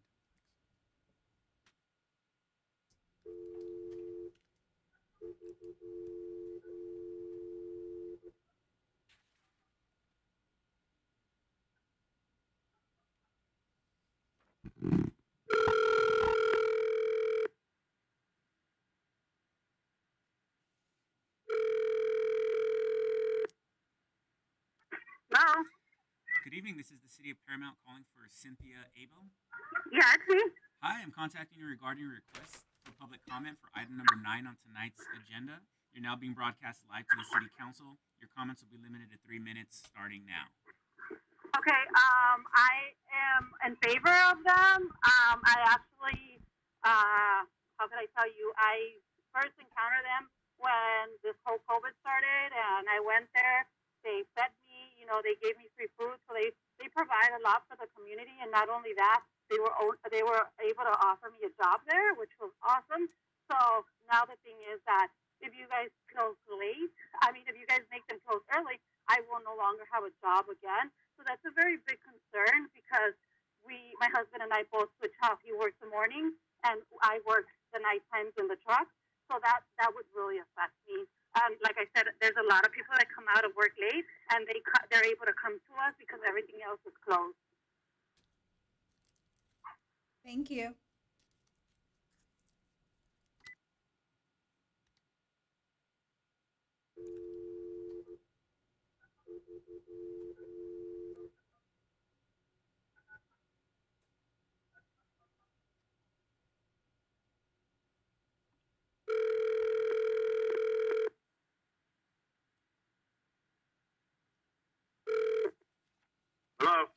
evening. This is the City of Paramount calling for Theo Martinez.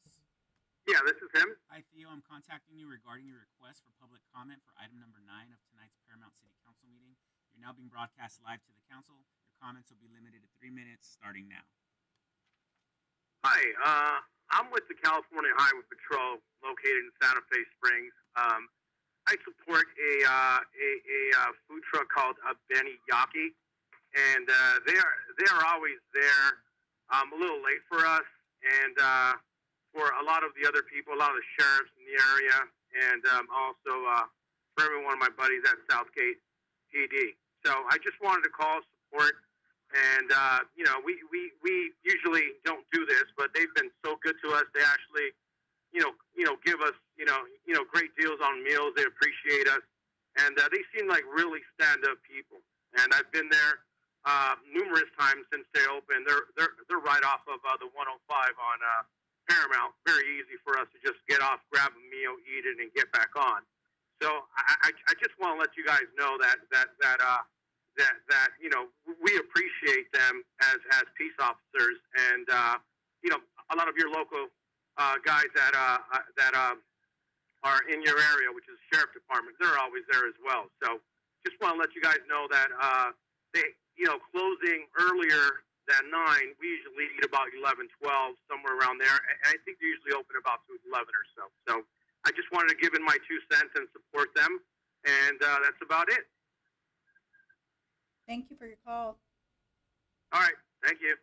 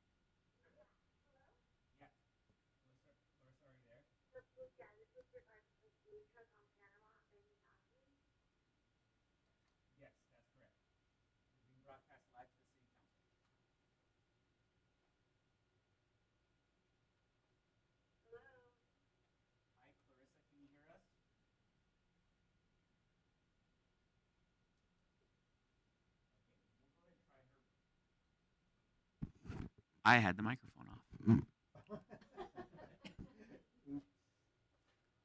Let me try her one more time. Now he's red.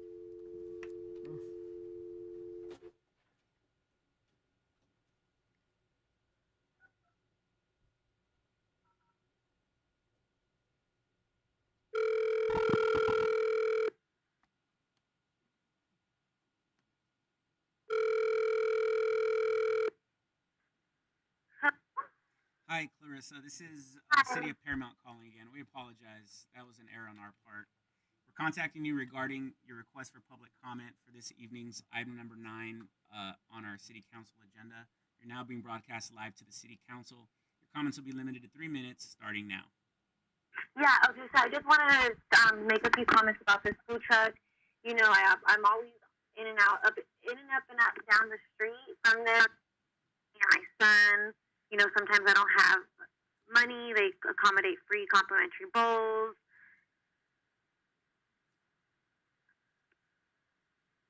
Get dropped again? And, they're doing a lot with giving back with the community.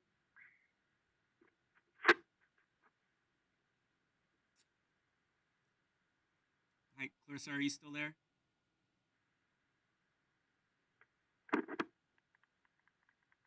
Clarissa?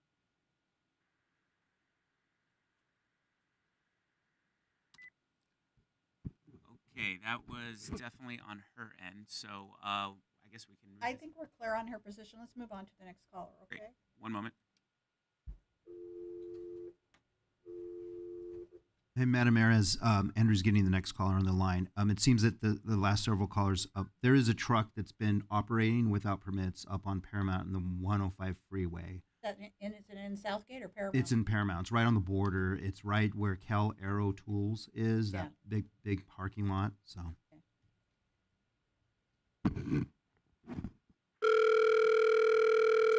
Property?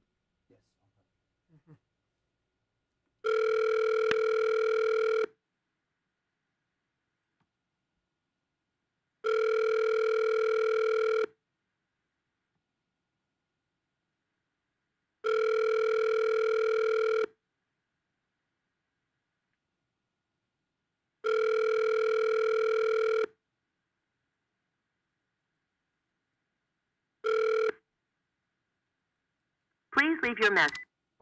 Okay, I can add that to the back of the stack, and we can come back to it once we're done with this stack. One moment for the next caller, please.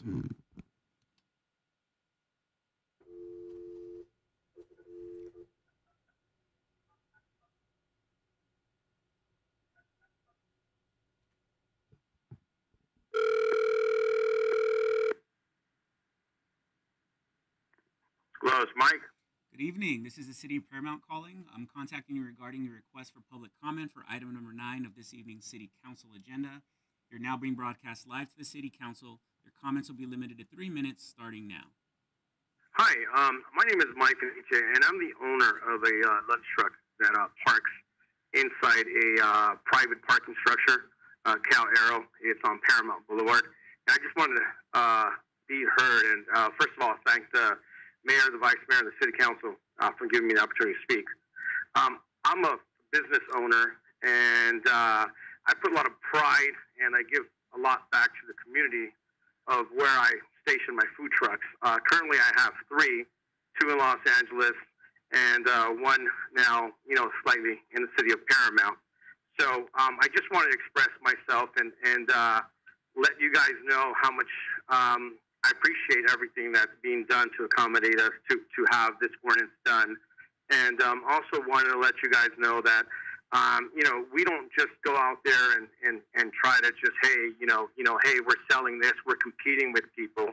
My food truck is a Japanese infused fusion type food. So I don't sell tacos, I don't sell burgers, I don't sell anything that's within the city of Paramount. There's no other business or restaurant in the city of Paramount that actually sells the same type of food. And since I've been there, the people that are in that shopping center, there's a flooring company, and then there's a hardware store. They've been very appreciative of all the business that I've brought into that center because people didn't even know what was going on there. They thought it was just, a little bit more industrial than anything else. So I've helped them, provide, with clients and stuff like that. Also, there's a big presence of peace officers that go there, and pretty late at night, they stop by about 9, 10, 11 o'clock. And with the ordinance being over at 9 o'clock for my business, it takes about 1 hour to set up, 1 hour to bring everything down. And that would definitely hurt my business since I want to say 80% of my sales are after 7 o'clock. Everyone goes and usually has dinner there. No one really goes for lunch. So I just wanted to see if any way possible for private property, if we can stay open a little bit later. As I wanted to mention as well that we don't compete with brick and mortars, and at least my food truck doesn't. And I was hearing some of the public comments about what it takes to get a food truck up and how much money. The average food truck is anywhere between $100,000 and $150,000. You have 20 seconds left. And so we do put a lot of money into it. So by allowing us and passing this ordinance, we can definitely contribute to the city of Paramount, and also, keep helping the community because that's what we do. Thank you very much for your time.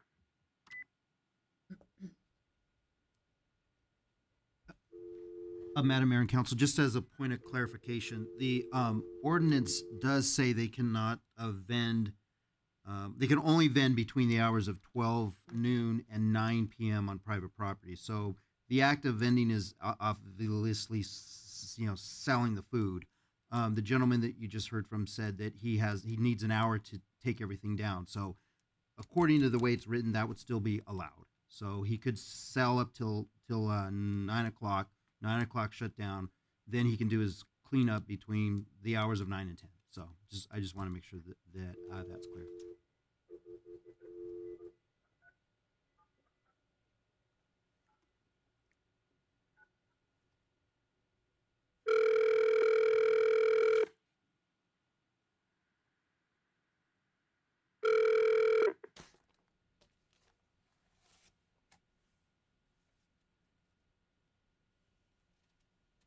Hello? Hi, I'm calling for Miss Ramirez. I'm sorry? Hi, this is the City of Paramount calling for Miss Ramirez. Oh, hi, how are you? Doing well, thank you. I'm calling you regarding your request for public comment for the Paramount City Council meeting regarding item number 9 on tonight's City Council agenda. You're being broadcast live to the City Council right now, and we'll give you 3 minutes starting now. Okay, yes. Yes, my name is Ms. Ramirez, and I'm a resident of Paramount. I'm in favor of Ordinance 9. I'm a resident of, I'm sorry.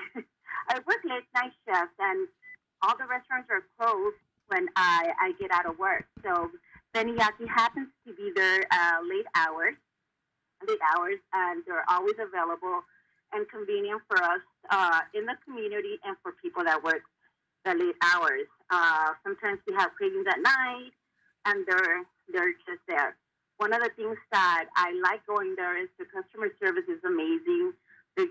I notice that sometimes when I go there, I feel safe because sometimes there's even some cops from Paramount. They're eating. There's family. There's kids, and always willing. Last time I was in line, and I noticed someone didn't have enough money to cover whatever food they were ordering, and I noticed the girl told them this fine that they'll go ahead and take care of it, and even offer free drinks to the customer in front of me. So that's one of the things that I really like about that food truck being there specific at the Paramount location.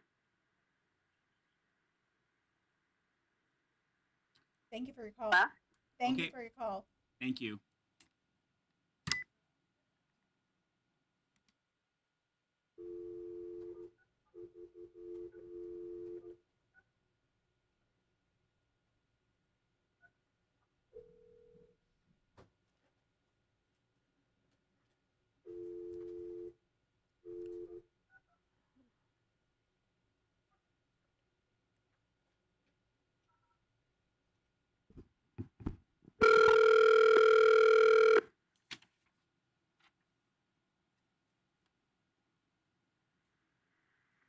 Hello? Good evening. This is the City of Paramount calling for Nelson Perez. Yes, this is Nelson. Hi, Nelson. I'm contacting you regarding your request for public comment for item number 9 of this evening's Paramount City Council meeting agenda. You're being broadcast live to the City Council now. Your comments will be limited to 3 minutes starting now. Okay, well, I mean, I was not against it because I'm trying to see if maybe you guys could try to extend the curfew and the hours for food trucks or mobile food vendors. Only because, I mean, I work late nights, so a lot of restaurants are always closed around the time I'm going to either head to work or after. There's this food truck that's on Paramount Boulevard that I go to a lot, and they've been telling me that they've been having issues with the city because they don't have any regulations, or they're just not that specific on how long they could be there, so they're always having issues with the city trying to kick them out. And honestly, I do not want that. I have friends and family that both love the food trucks. We both love the food. They're very helpful to the community. I even see that they're friends with the local law enforcement, and they're almost always around. So there's always a sense of security as well, since it's open late night. I mean, I'm just trying to help them out as much as I can. Thank you for your call.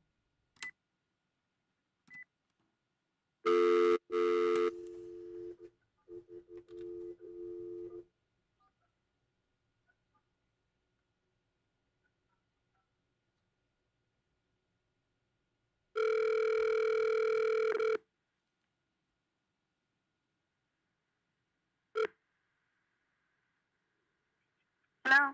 Good evening. This is the City of Paramount calling for Claudia. Hello? Good evening. This is the City of Paramount calling for Claudia Campos.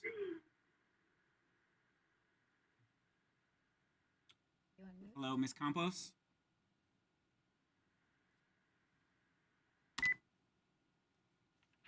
Okay, I'll add that one back to the stack. We'll revisit as soon as we get to the end.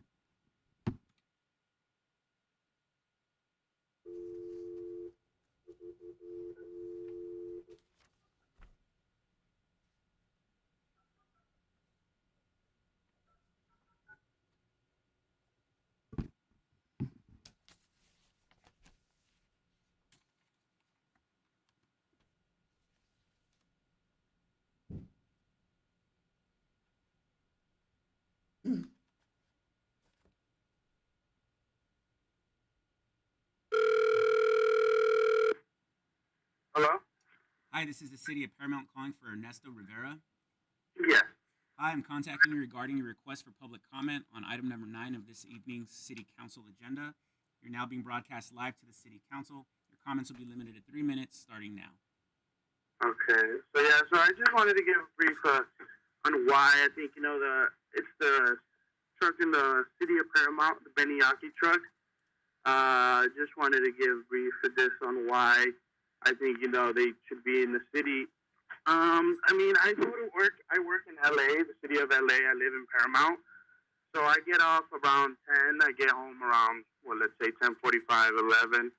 So, I get home. I'm hungry. I try to stop by there. They're good people. They always take care of you. They're the type of people that are not about their money. They're more about helping the people out, especially now during the COVID, how it is.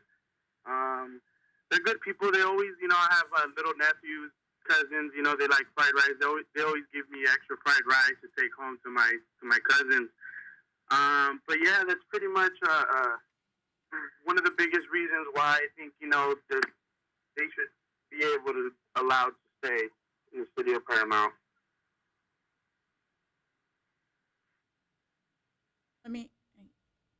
You're shaking. I was just going to say, these all appear to be people who are familiar with the one food truck that I can't help but note has been violating all of our ordinances all along. And they all appear to be in line with that one. And so are we done with the original ones and not the callbacks? We have 2 that we were not able to, we got voicemails for, and then 1 where we just couldn't get audio. Okay, so we're gonna move on. I think it's pretty clear who.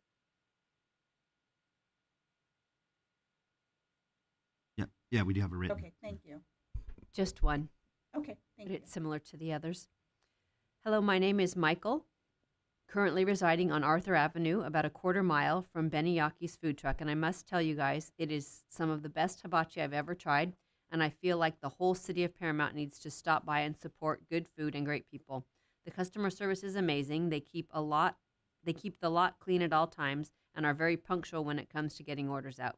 If you're driving down Paramount northbound, stop at Beniyaki's. Thank you very much. So a few things as we move into discussions about this. I think a lot of the callers, are also lobbying for longer hours because everybody's main thing is, oh, it's the only place open late at night when I get off work late at night that I can go to. So that's, and including the officers. So we'd have to address that particular issue along with the distance issue. And I just want to, because I do have some experience in this, trying to deal with this particular subject when I worked for the Chamber of Commerce. So as I said, it's important to note that brick and mortars are really, really expensive to operate in connection with food trucks. Secondly, any business can say, I'm not competition for the other business. If you're opening some kind of eatery, you're competition for that other business, even if it's not the same type food. I remember when we opened the restaurants on the corner down from some existing restaurants, and they said that they lost like 30% of their business. So don't kid yourself, it's taking business away from someplace. And then saying, we're only there for the lunch hour or the dinner hour, whichever it is. Well, lunch hour is one of the biggest hours for all the businesses in this city, if you didn't know it. They do better lunches than they do dinner at all times. So all of these things consider while we deliberate here on what your pleasure is. And who wants to go first? I'll go first. Okay, Ms. Guillen. So, number one, I want to try the food truck after all those calls. Sounds good. And then 2, it's on private property. So, I think the time issue we could be a little more lenient with. And then with COVID-19, things are changing all the time. And we're going to have to think outside the box and do things like we've never done before and work in cooperation with people who want to come into Paramount and give back to the community. So, you know, those were my concerns. And then the radius, as our mayor mentioned. Maybe we can work on that radius issue as well. Okay. Did you have something, Velma? I have something. Please, go ahead. My concern too is the hours. I'm compromising with our city residents that work late, and they want to be able to be able maybe on their way home on maybe the swing shift and be able to grab a bite to eat, and also the ice cream trucks. You said they're limited hours. I noticed a food truck down my area at 10 o'clock at night. I mean, when it was really hot and humid the past couple weeks ago. And so are you going to limit their hours also? Are you able to maybe extend the hours, maybe during summer, or maybe when it's really hot? I noticed that quite a few of my neighbors came out. Even the elderly was coming out and buying ice cream at 10 o'clock at night. Yeah, so if I could pull the slides back up.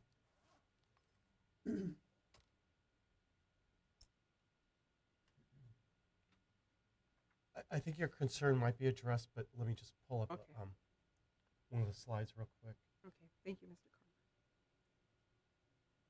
While the slides are pulling up right now, Madam Mayor, if I may, Councilmember Cuellar Stallings mentioned what about the special events that the city holds? I was under the understanding that there was something in the ordinance, but I apologize, I did misspeak. There is not, so we would need to add something in there to protect the Friday night market, the concert in the park, whenever we have those events. So I apologize for that. Nope. So we will need to add that in there.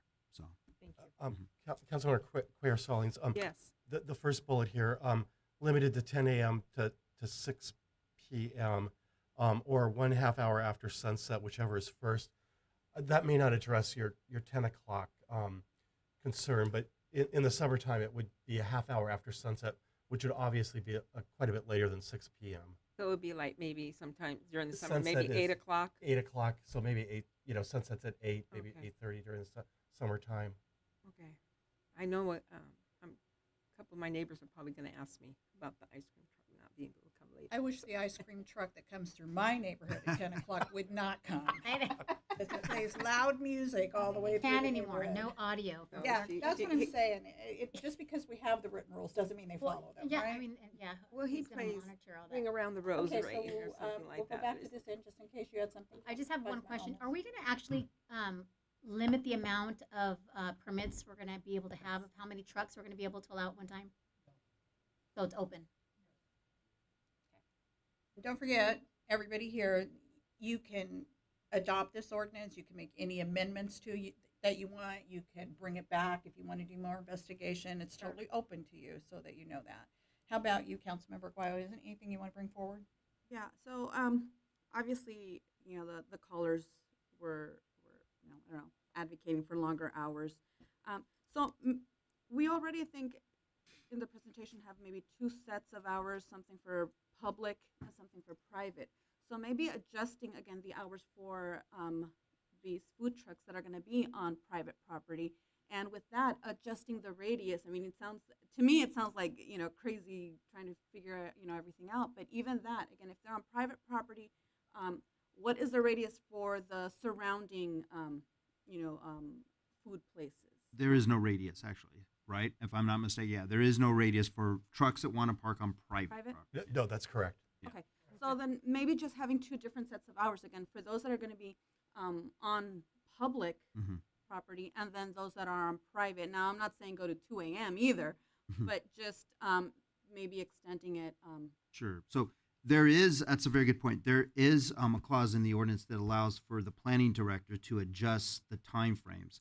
Because what the council wants to keep in mind again is, say for instance, if you do have a parking lot that is near residential use, well, you obviously want that truck to close down earlier than say the truck that they're referring to, which is in the Cal Aero parking lot, which the nearest residential is across the street, and the apartments.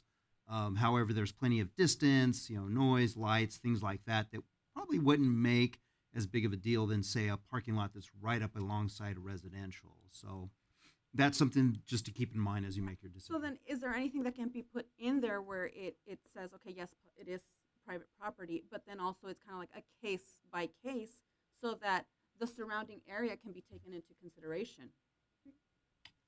Is that what you said? Well, that yeah, you in the, have- for private property, council member, the planning director is given some latitude to evaluate the particular property and the surrounding circumstances on the hours. So we put that in there for precisely the reason that depending on the property and the private property, they may need it for different hours.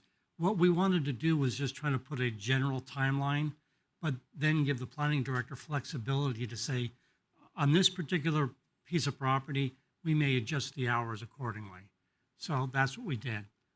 The other thing that I wanted to, I know that it was brought up about the special events and parks. I don't think we need to change the language, because if you notice in the ordinance, the restrictions apply to these trucks on the public roadway. Okay, in the definition section, we have public property and we have public roadway. The restrictions apply to trucks on the public roadway. As far as public property, we're owners of that public property. We can relegate and delegate any type of hours because it's on our property. I wanted to make sure that we were just dealing with the trucks on the streets. Well, are the street fair, because they're on the street, is that still considered our property? It's public property, but the restrictions apply just to that. So let's say there's a special event on a park, it wouldn't apply to I know that. that's okay, but what about the street fairs where they have food trucks? Friday The market. street. That would be like on the private markets? No, it'd be on the street. It would be It's on the actually streets?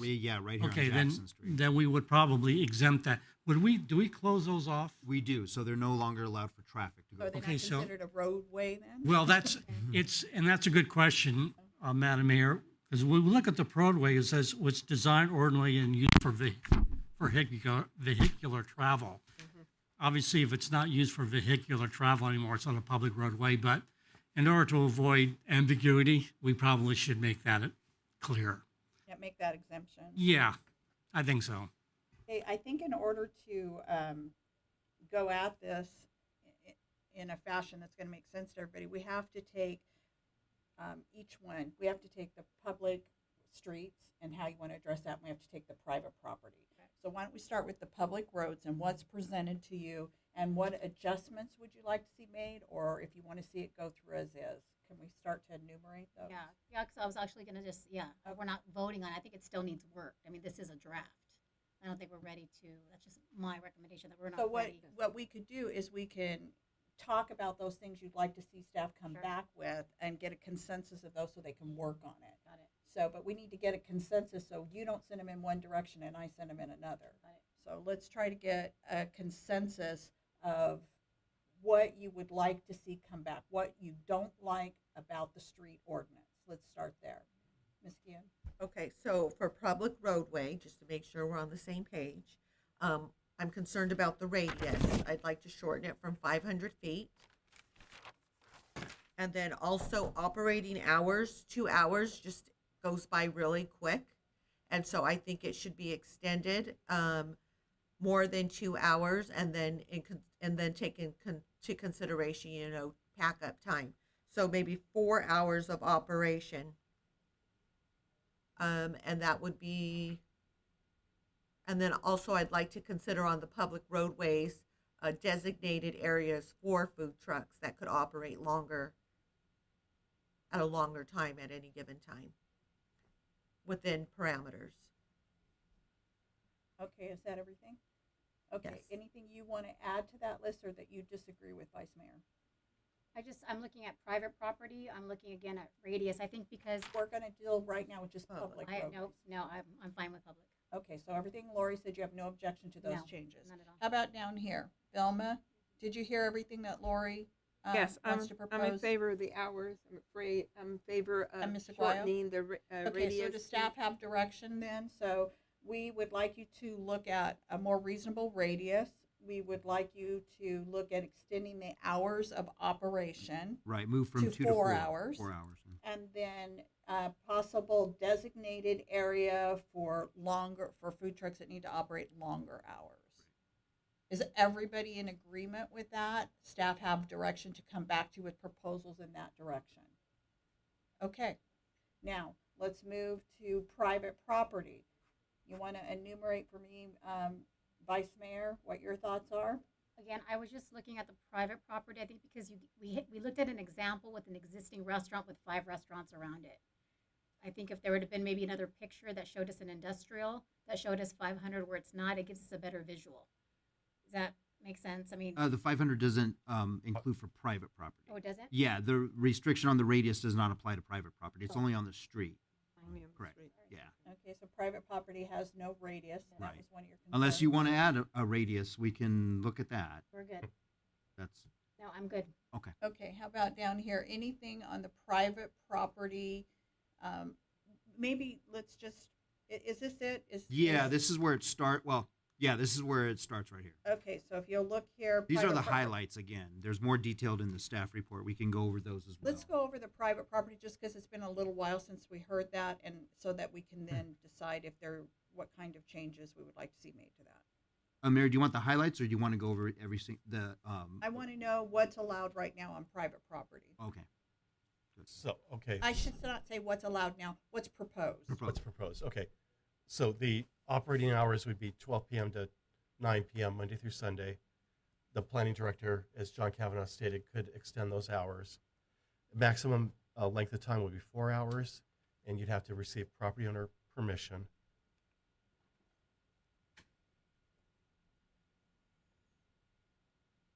Sorry. Signs would have to be on private property. You can't park in setback areas. You cannot block vehicle circulation. The planning director needs to approve the location on the private property, and food trucks could not encroach into the public right-of-way.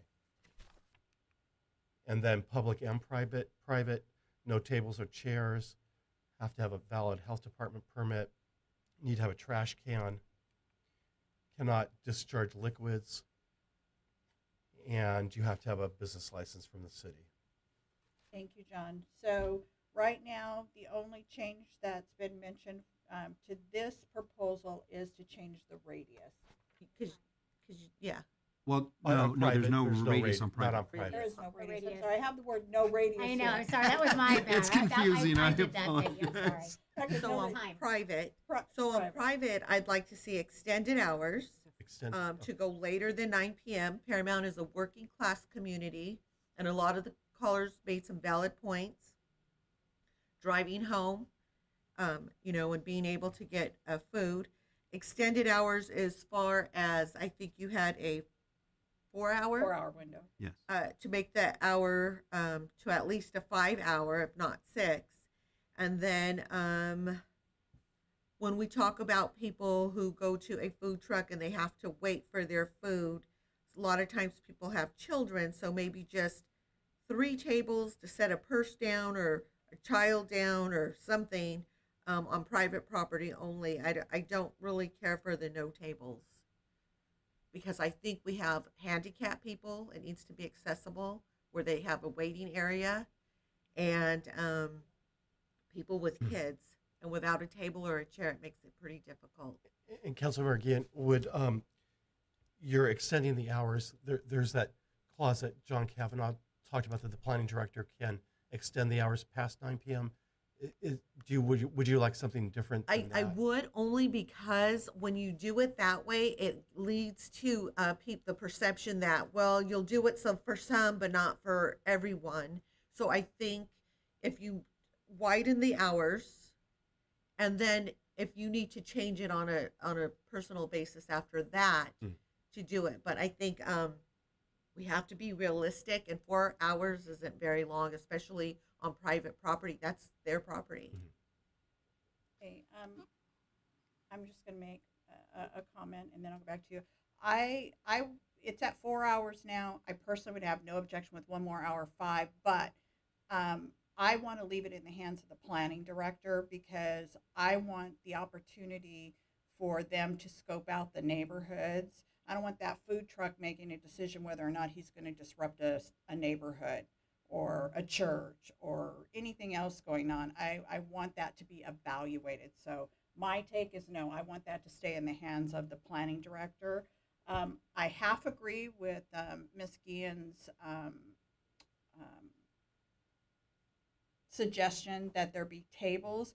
I really don't want tables. Just like the man said, they come, they go quickly. But and for children, I've been to many food trucks myself. I think that's manageable. But I think she has a point with handicap, and so maybe they should be allowed one table designated for handicap because that does present an issue if somebody's on crutches or has some kind of other health concern that they have a place to sit while they wait. Maybe they can't stand long or something. So that's my preferences. Now we'll move to No, Ms. I agree Olmos. with you. I mean, I don't know if I would need 3. I would need probably 2 tables because we don't want to make it like a get-together place either. It's for them to pick up food and go.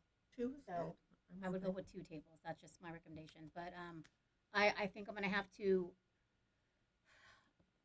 I'm also afraid about leaving in the hands of the planning director because again, if we miss one, then that means we're not treating them all fair.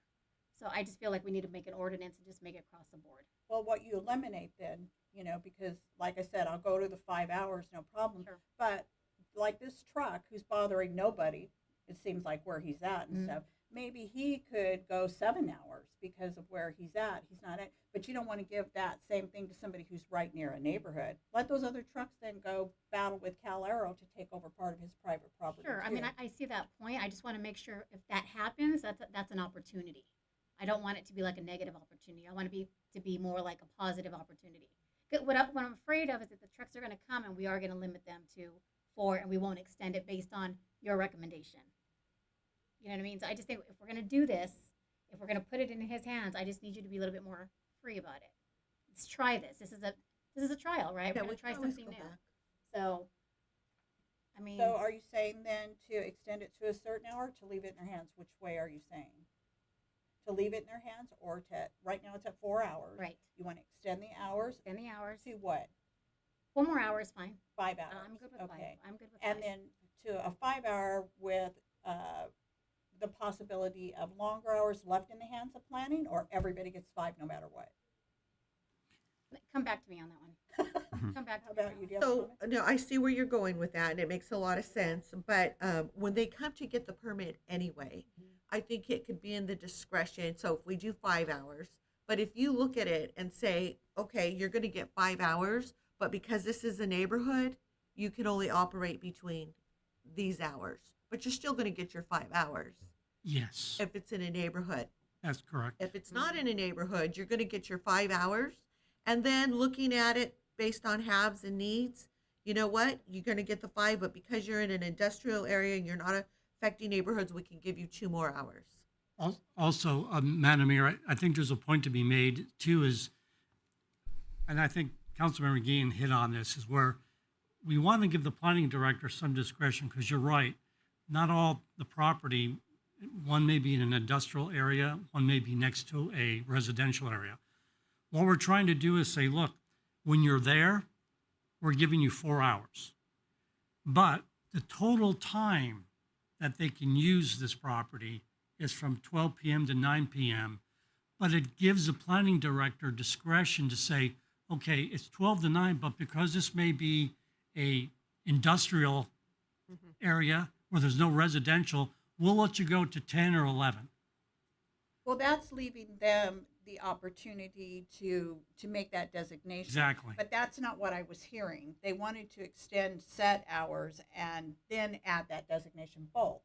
Is that not what you said? Kind of, yes. Yeah, so- They want to extend it to 5 hours, and then they want still you to have the flexibility to What work about with more than that, or more than the 5 hours. So nobody would get less than 5 hours, but you could make it more than 5 hours. What about the designated time? Are we? Yeah. Or do you want to go till?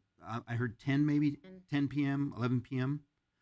Is that what I'm also hearing too? Because is the 4 to 5 hours, whatever you decide on? Well, to is me, that once inclusive? again, and if you're going to do that, which I don't have an objection to, because we talked about the thing, but it's going to depend on what area it's in. Yeah. You know, I don't think they should be operating a food truck at 10 o'clock at night near a neighborhood. So, And that's that if I'm goes that goes to the discretion then, Sure. again, about not negatively, not letting this create a negative impact. Let's make it a positive impact. And if I'm not mistaken, Mr. Kavanaugh, that's currently written in this proposal, right? That the planning director designee shall retain the authority to further restrict or modify the hours of operation of a mobile I food know that's vendor. already there, and they So, like that. yeah. So, but they also want to extend the base hours from 4 to 5. Sure. Yeah. Exactly. Right. Exactly. So okay. So we'll keep Now, that. wait a minute. part. I have consensus here. Do I have consensus here? Peggy, I have one. Yes, please, go ahead. Could you do this? Maybe do it as a trial basis, maybe for 6 months, and let's see how it goes with the extended hours for that that young man that parks on Paramount Boulevard in the 105 freeway. Let's see how it goes, and if you don't receive any complaints, any deputies going in and saying, well, the extended hours cause a Planning commotion. would have, he's going to already get, if he comes in and gets his proper paperwork and becomes legal in the city, then he already gets an extra hour, plus then planning would have the option to give him even longer hours. And I would say, like with any permit, if they're violating and not living up to what they are, we can revoke their permit. So that's your trial basis. Their permit can be revoked if they don't adhere to the parameters of the permit. Okay. Thank you. Isabel? I'm on board. I got. Okay, so I'm going to recap this. Private property, no radius. Okay, extend the hours to 5 hours, and leave the option to extend hours to the planning department. With Is an that open correct? mind. Yes. Huh? With an open mind. Yeah. Look Certainly. at that. He's open-minded. And a couple tables. And Other two and tables. a table for handicap, and they could have one table designated for handicap.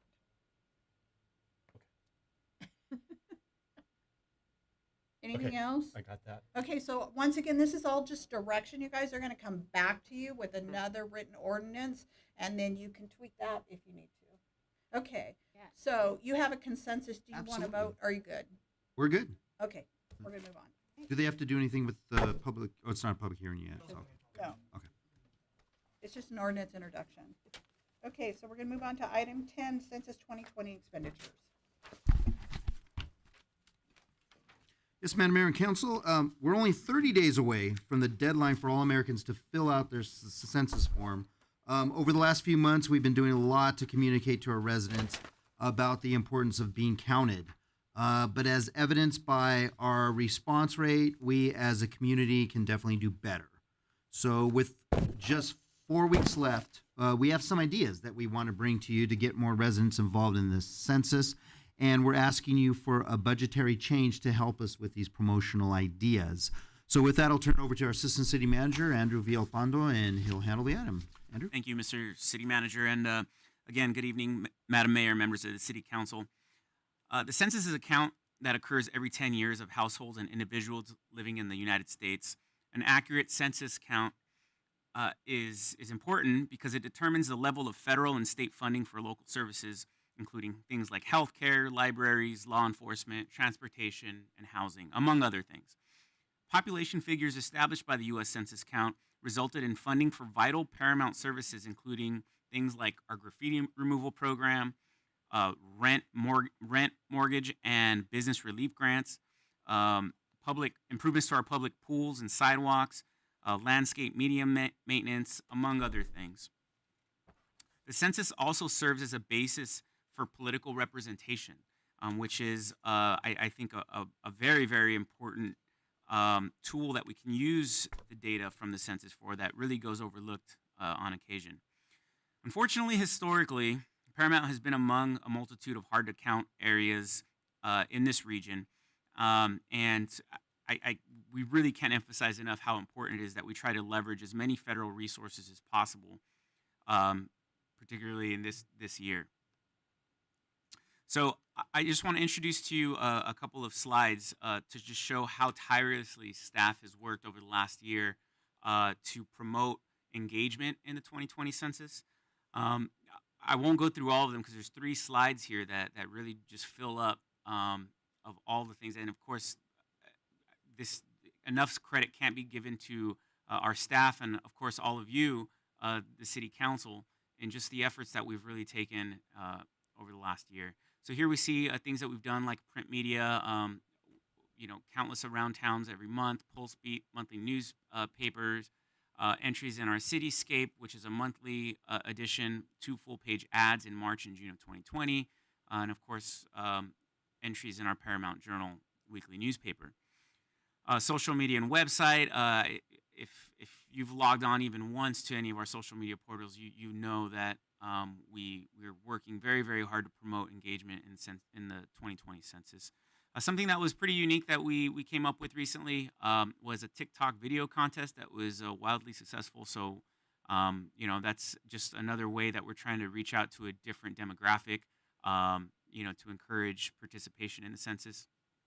And something that we hadn't done before is under a category of paid advertisements is we've actually purchased some billboards as public service announcements that are currently up and running throughout the city.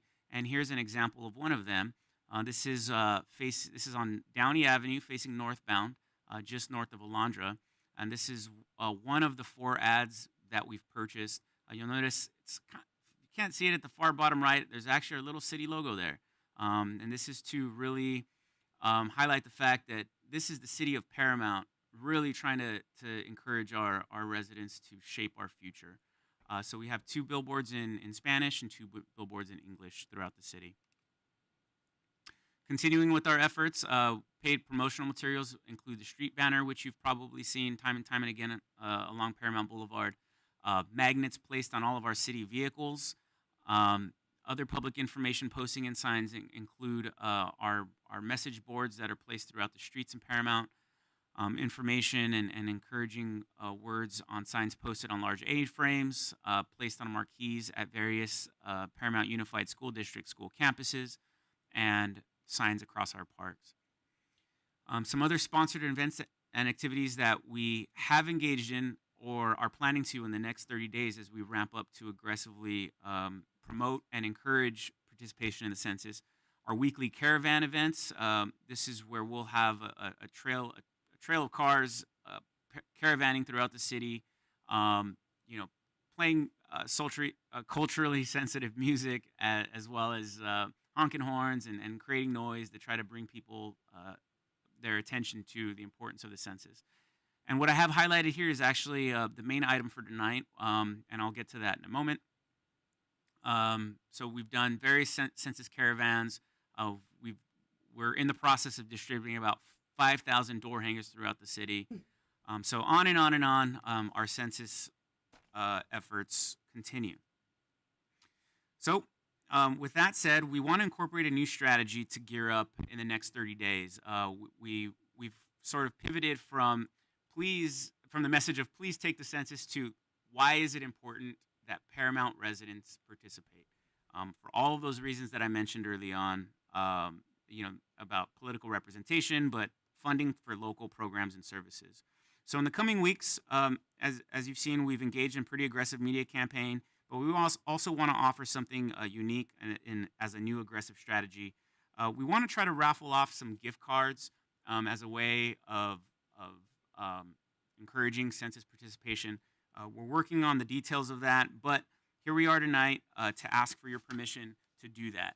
An investment like this is not cheap, but we want to really stress the importance that an investment like this is in the public interest, designed to ensure that Paramount residents receive the much-needed federal resources and representation that they deserve.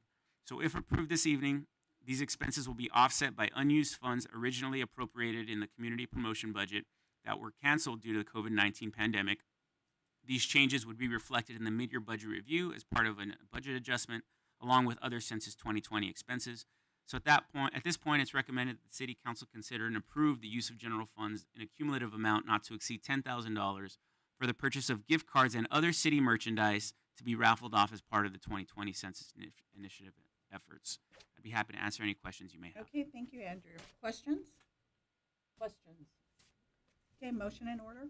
I motion for the approval of the recommendation. Seconded, Aguayo. Okay, Councilmember Cuellar Stallings moved the item, and it was seconded by Councilmember Aguayo. Can I have a roll call, please? Councilmember Aguayo, Yes. Councilmember Guillen, Yes. Councilmember Quer Stallings, Yes. Vice Mayor Olmos, Yes. Mayor Lemons. Yes. We'll move on to item 11, proposed programs and spending plan. Yeah, Madam Mayor, there's no doubt that the coronavirus pandemic has brought several challenges to everyone. Just even wearing a mask seems to be a challenge sometimes when you're trying to talk for a couple hours here. Thankfully, we've received the financial assistance to pass down to the community to help us get through the pandemic. A couple months ago, you may recall, we brought to you an item that involved financial assistance from the federal government through the CDBG program. We definitely use this money to provide direct assistance to renters, mortgage holders, and small businesses here in town. This money was given to us directly from the federal government through the CARES Act and was very restrictive on its use. As I've made you aware through weekly communications, we now are in a position to receive more CARES Act money, but this time from the state of California. This funding amount is more than the round of funding we received the first time around, and it is also less restrictive in its use. So, this item before you tonight lays out for you our proposed use of these funds. The plan we've developed continues to provide direct recovery assistance to our residents and businesses, and we've also added to our students. And it also helps reimburse the city for some COVID-related costs, which were definitely unanticipated. The reimbursement portion helps us to pay for these costs, thereby allowing us to maintain our normal municipal services to the high standards that our residents and businesses have come to expect.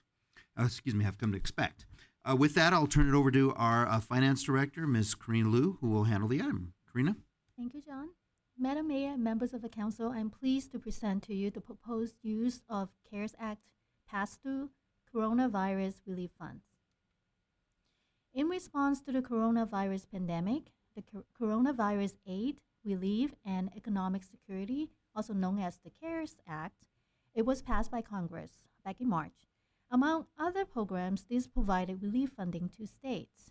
In California, the state has apportioned $500 million of funding to local governments through the Department of Finance, and Paramount's allocation is $684,786. According to the guidelines recently posted by the Department of Finance, the funding can be used in a number of ways within the organization to cover necessary expenditures. It also allows us to use it in the community to address the wide-ranging effects of the COVID-19 public health emergency. So here's how we like to propose to use the funds. After careful consideration, we're proposing these three programs that will meet the needs of our residents in Paramount. First is $150,000 or 22% of the funding for emergency rental assistance grants. Next is $100,000 or 15% of the funding for business assistance grants program. And lastly, $100,000 or 15% of the funding for student learning assistance program. Detail of each program will be reviewed in later slides. In addition to the three programs, the city is able to get reimbursements for programs we have implemented for COVID relief efforts in the areas of public health, COVID mitigation, caring for homeless, medical expenses, business recovery, etc. We believe we'll be spending close to $1 million by December 2020 in these categories, and we hope to recoup $334,000 from CARES Act. Now, in terms of emergency rental assistance grants, John has mentioned, we began providing rental assistance already. Since last fiscal year, we provided rental assistance through Kingdom Causes using Measure H funding. Now, recently, we also started a new program using CDBG coronavirus monies. This additional $150,000 we are proposing, used from the CARES Act fund, we want to augment the existing two programs already in place. So altogether, the city is distributing $414,000 to the public for rental assistance. On the business side, Similar to the rental assistance program, City has begun a business recovery grant program using CDBG coronavirus and regular CDBG funds recently. We are now proposing to augment the existing program by $100,000 using the Coronavirus Relief Fund at this time. Altogether, we are proposing $345,000 grant to local businesses for business interruptions or costs of modification during the COVID-19 pandemic. In addition to the grant, the city has assembled business recovery efforts to help local businesses recover during and post COVID-19 as well. One business program that you are all familiar with is Paramount Al Fresco. That is the outdoor dining program. Other than expanding the two existing programs, we have identified another need in the community. Hence, we are proposing a new program, and that is Student Learning Assistance Program. As you know, many school districts across California have switched to a virtual learning platform, and Paramount is no exception. So we envision this program to provide online tutoring services through a partnership with the Paramount School District for students that require assistance due to remote learning limitations. Also, the program will assist families with opportunities to acquire necessary internet access for remote learning. We also would like to provide subsidized childcare through a partnership with YMCA. We're recommending $100,000 for this program. After all these proposed programs, there are about $334,000 left for city reimbursements to help recover some of the immediate mitigation and relief in the community and at city facilities. The costs for actions taken include but not limited to face mask distribution to residents, prevention supplies such as plexiglass, sanitizers, thermometers, also substantially dedicated personnel hours for homeless prevention, food delivery to seniors, public food distribution, COVID rapid testing for employees, unemployment claims, etc. We anticipated all this will sum up close to $1 million by December 2020. Therefore, we hope to recoup some of the cost. To keep us accountable to these funds, we have to comply certain reporting requirements with the Department of Finance. The first deadline is this week on Thursday, September 4th, to report all the money we have spent and anticipated expenditures. Even expenditures that we will be spending but will not be covered by CARES Act, they would like us to report that. Now, since we have a very short timeline to spend the funding and also follow all the reporting requirements, we'll try our best to inform the council the status of the program via weekly memo. With that, it's recommended the council approve the proposed use of CARES Act money as presented and authorize the city manager to make modifications to the program and funding adjustments as needed, allowing the city to maximize the use or reimbursement of funds. This wraps up my report. I'll be happy to answer any questions you may have, and if you have specific questions regarding the programs, my colleagues here are all here to answer your questions. Okay, thank you, Karina. Questions? Questions. Motion? So moved. Second. The item's been moved by Vice Mayor Olmos and seconded by Councilmember Gann. Can I have a roll call, please? Councilmember Aguayo. Yes. Councilmember Guillen. Yes. Councilmember Quer Stallings. Yes. Vice Mayor Olmos. Yes. Mayor Lemons. Yes. Item 12, transfer agreement with Los Angeles County Flood Control District. Yes, Madam Mayor and Council, our Public Works Director, Ms. Adriana Figueroa, will handle this item. Adriana? Thank you, John. Madam Mayor, members of the City Council, as you may remember, LA County voters approved Measure W back in 2018. Measure W is the Safe Clean Water Program, also known as the county's Stormwater Funding Program, which is administered by the county's Flood Control District. It provides funds to capture, treat, and recycle stormwater as part of our stormwater compliance activities. This program consists of a parcel tax of 2.5 cents per square foot of impermeable land area, and it is collected on the property tax bills. These funds are then allocated into 3 sections.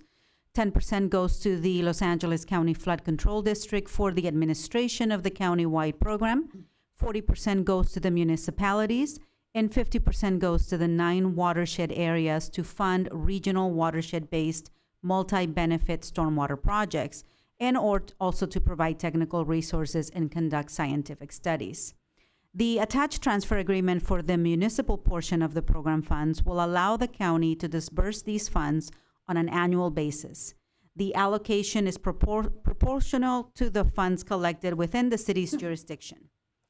Although countywide, the Safe Clean Water Program is estimated to generate up to $285 million annually, Paramount's annual allocation is estimated to be around $660,000, which will be used to fund stormwater programs that address mandatory stormwater permit compliance within the city. It is important to note, though, that we have not yet received those funds due to the county's delay in finalizing this agreement. Additionally, this amount may be lower due to established exemptions that exist as part of the ballot measure, such as low-income exemptions. The proposed transfer agreement will enable the city to receive these funds on an annual basis for the next 4 years. The agreement requires that the city submit an annual plan, comply with the terms and conditions of the ballot measure, perform an audit of the funds every 3 years while retaining records for 7 years, and finally operate and maintain infrastructure installed using these funds for the useful life of the project. So with that, it is recommended that the City Council approve the transfer agreement with the Los Angeles County Flood Control District for the Safe Clean Water Program, municipal program, and authorize the city manager or his designee to execute the agreement. And that concludes my report, but I'd be happy to answer any questions. Thank you, Adriana. Questions? Entertain a motion? Councilmember Aguayo, I move the item. I second. Moved by Councilmember Aguayo, seconded by Councilmember Cuellar Stallings. Roll call, please. Councilmember Aguayo? Yes. Councilmember Guillen? Yep. Councilmember Cuellar Stallings? Yes. Vice Mayor Olmos? Yes. Mayor Lemons? Yes. Move on to item 13, Master Cooperative Agreement with Metro for West Santa Ana Branch Light Rail. Yes, Madam Mayor and Council, at your last meeting, we had a speaker from Metro give an extensive presentation on the proposed light rail line that Metro wants to build through Paramount. It would connect Artesia all the way up to downtown LA, and we'll have one stop here on at Rosecrans and Paramount. We mentioned that as part of the project, Metro is entering into an agreement with each of the cities located along the transportation corridor, and this agreement is called a Master Cooperative Agreement. It spells out what the cities and Metro agreed to do during construction of the project. Think of it as like a memorandum of understanding. As you'll soon hear, this agreement was vetted by the Gateway Cogs City Managers Group and involved city managers, public works directors, planning directors, and city attorneys. So everybody got a piece of that agreement to review.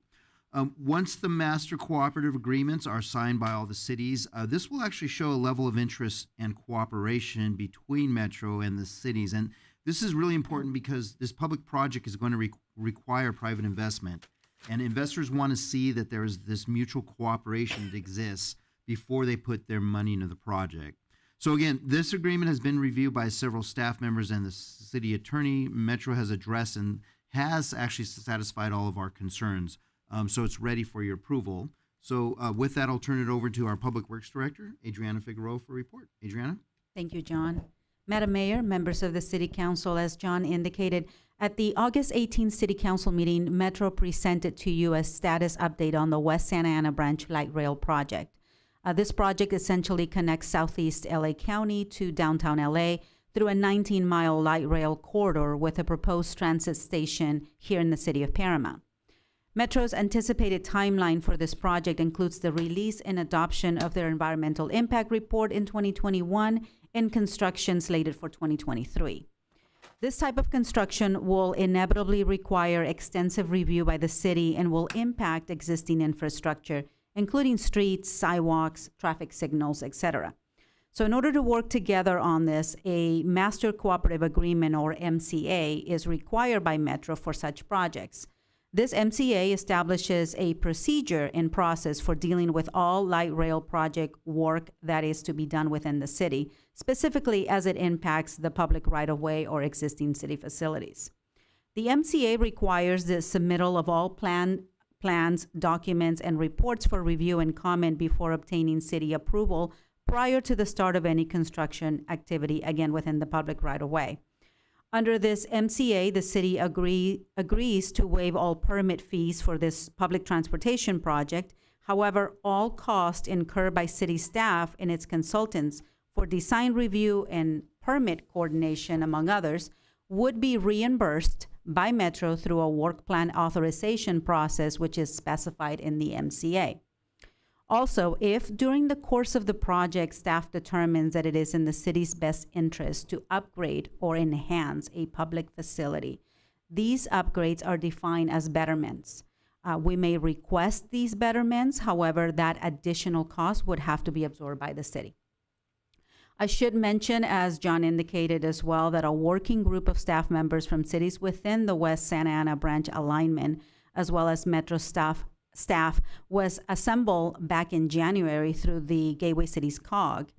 And the group has been meeting monthly to discuss many items related to the project and its impacts, as well as the details of this master cooperative agreement, or MCA. City planners, public works directors, city engineers, city managers, and city attorneys were involved in the review process of this MCA that ultimately led to the final document, which is attached for your approval tonight.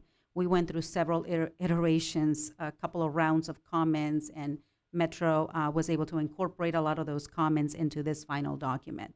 So with this, it is recommended that the City Council approve the master cooperative agreement with Metro for the West Santa Ana Branch Light Rail project in a form approved by the city attorney and authorize the city manager or his designee to execute the agreement. And that concludes my report, but I'll be happy to answer any questions. Okay, thank you, Adriana. Comments? I just have one question. Do we have the edited version? So you said that they was able to do a lot of revisions. Do you have the first I version? do have it. I have to pull it. It's probably Would you be from able to share that with about us a to month see or what so the ago. revisions are? Sure. Yeah. Mm-hmm. Just one question, and it actually goes to you, John. I think it was about last year when we talked about the staging area of a yard to Yes. set up. It was going to be one on Lakewood in Bellflower off of Somerset, and then I was concerned about the one on Somerset, east of Downey, west of Lakewood, along the Alt Air area where the tracks run. They were going to have a staging yard, a area, yeah. staging, Right. working location there. What was ever decided on that? They still haven't decided. That's going to be forthcoming in the next round of design. We've expressed to them our desire not to have a maintenance yard while construction's going on here in our town. So we're telling them that's what we don't want. So we will continue to do that. So, but as far as a decision made, we have not heard of a decision made on that. Okay, thanks. Mm-hmm. Yeah. Anyone down here? Okay, entertain a motion. A motion for the approval? I'll second. Okay, moved by Councilmember Quayer-Stallings, seconded by Vice Mayor Olmos. Roll call, please. Councilmember Aguayo. Yes. Councilmember Guillen. Yes. Councilmember Quayer-Stallings. Yes. Vice Mayor Olmos. Yes. Mayor Lemons. Yes. With that, we will move to comments and committee reports from council members. And we're going to hear from you first, Ms. Quayer-Stallings. Oh, okay. Well, had a great week last week. I participated with Vice Mayor Brenda Olmos on the caravan, and we went through four different neighborhoods, and I got to interact with the neighbors, and I mean the neighborhood and residents, and they were very cooperating. They were willing to go ahead and fill out the census form, and I'm very grateful and thank you for the city for doing that. And I guess we're going to continue every Thursday. Is that correct, Andrew? Yes, Councilwoman, that's correct. Yes. And I was even able to interact with a couple of my former students. So it was a lot of fun, and I was able to tell them how important it was, and they were going to make sure their parents knew about the census. So it was a great time. It was a great time interacting with our residents. Thank you. Thank you for being out there and representing us. Thank you. I'm going to move to you, Councilmember Gaines. Okay, I'm going to keep it short and light. So, we've all been stuck home for about 5 months, and we finished, 991 projects around the house. So I started looking to see how some of the other cities were still engaging their residents. And there's something called the Kindness Act, where people were painting rocks, they leave them, and people are now taking more walks and walking their dogs and all that. If you find a rock, it's supposed to give you words of inspiration. So what I started thinking about, and I purchased a couple t-shirts from Parks and Rec, and I painted a couple rocks. I posted it on Facebook and said that I had hit some rocks. And within hours, kids had found the rocks and wanted to collect their t-shirts. So I'm like, well, I can't keep this up at $10 a pop.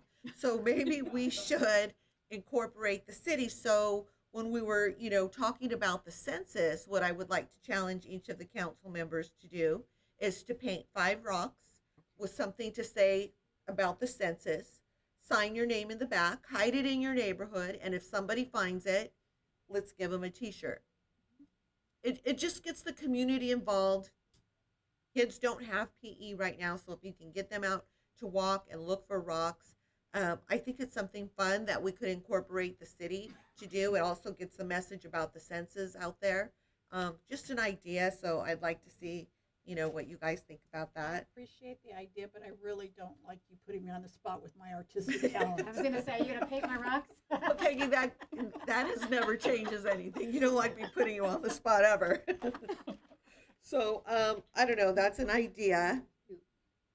And I'm going to let the other two go for right now. End on that. Okay, so we're gonna go to you, Councilmember Guile. Just to the residents, just continue reaching out to us. It does make a difference, and we can't stress that enough that they are being heard. Sometimes things don't happen as fast as we would like, but there is a process. But we really appreciate just knowing what's going on. If residents don't reach out to us, we don't know. It's difficult for us to be everywhere, especially right now where, we are still kind of trying to, stay as home as much as possible. So again, thank you for reaching out to us, and please continue to do so. I've seen the rock thing. Actually, I saw your rock. I have You seen did? the rock I thing. saw your rock It's, today. At the park? No, somebody posted it that they found a rock. That wasn't mine. That said Paramount Rocks. Mine I Oh, signed yeah, the somebody back. did one that said Paramount Rocks. No, mine says Lori Al Gillen. Oh, Man. okay, then I found another. Yeah, no, it's actually a big thing. Other cities are doing it. You can go online, and I know, like, for us, like, with the thing at Knott's, there's this whole group that does Right. it. And there's certain rules, you can't place them in certain places because you don't want a lawnmower, and running over them and that type of thing. But it really is. I saw Bellflower did something really interesting. I don't know if any of you guys saw that. Bellflower through their chamber, and it was the businesses got involved too. So it really was a whole community effort. It was the city, it was their chamber, it was the businesses, and it's something definitely to look into. But yeah, we can get you guys rocks. That's not a problem. I'll drop You got off the a few. paint. You got the paint. Yeah, That's no, I don't. So that's really it for me. Just be safe, be kind. Everyone have a good night, and God bless you guys. Thank you. Okay, I will make this really I swear, quick. almost. Yes. Just shout out to Parks and Rec. I had the opportunity to play bingo with the seniors on Zoom. That was the longest bingo game, but it was a lot of fun. And those seniors, I think you had 17 online that day that joined, and they were having the time of their life. I even wanted to play. So, kudos to your team. It was great. It was good job, you guys. I did want to talk to Adriana about maybe expanding our trash program. There's been so much trash. I don't know if you guys have noticed a lot of trash going on in different neighborhoods. And I know we have the signs that say that there is a violation if they're. So I don't know if we could talk about maybe expanding the program to other streets. Maybe we can get you some street names. But I do have a couple that I'd like to add if possible. Okay. I do want to say, or we should also think about preparing. We're doing a great job right now with COVID, announcing COVID and census. But I also think we should start thinking about preparing our education on the influenza shot coming up with influenza season. So if we can look into some type of that campaign. And again, I wanted to actually really express my appreciation to our Unity community residents that actually took the time to put this together. And I just want to say thank you to Tony Warfield, Pastor Grady Jones, and Linda Timmons. I read through the answers that they did with the questions, and I thought they did a phenomenal job. So kudos to those residents again for taking the time to come in front and be in a situation where they're being watched by residents. It's not an easy thing to do. And like I said, I appreciate them very much. And lastly, just want to wish all the residents a safe and happy Labor Day coming up. That's all I have, Mayor. Thank you. Reporting on attendance at the monthly SIACA meeting, they just want me to remind you that They are still open and providing services to the community. They stage things outside for safety purposes, but you can still go and adopt pets. You can still go get your animal shots there. So they're still doing full services there. I shouldn't say full. They're not doing surgeries, I don't believe.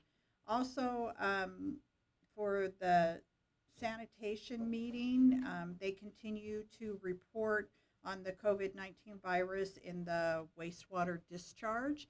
And it's just amazing, again, how accurate that is when they compare those numbers with the CDC and the health department. So they actually get their numbers sooner. So it may be the technology that we use to get ahead of this, because they can actually specify, the areas. Lastly, before I call this person out, I just want to express that all of the staff, you just do a fantastic job. You've done a fantastic job throughout this whole process, which we're not through yet, but the dedication you've showed, the inventiveness, creativity, undying, loyalty to the city, and your energy is just so greatly appreciated.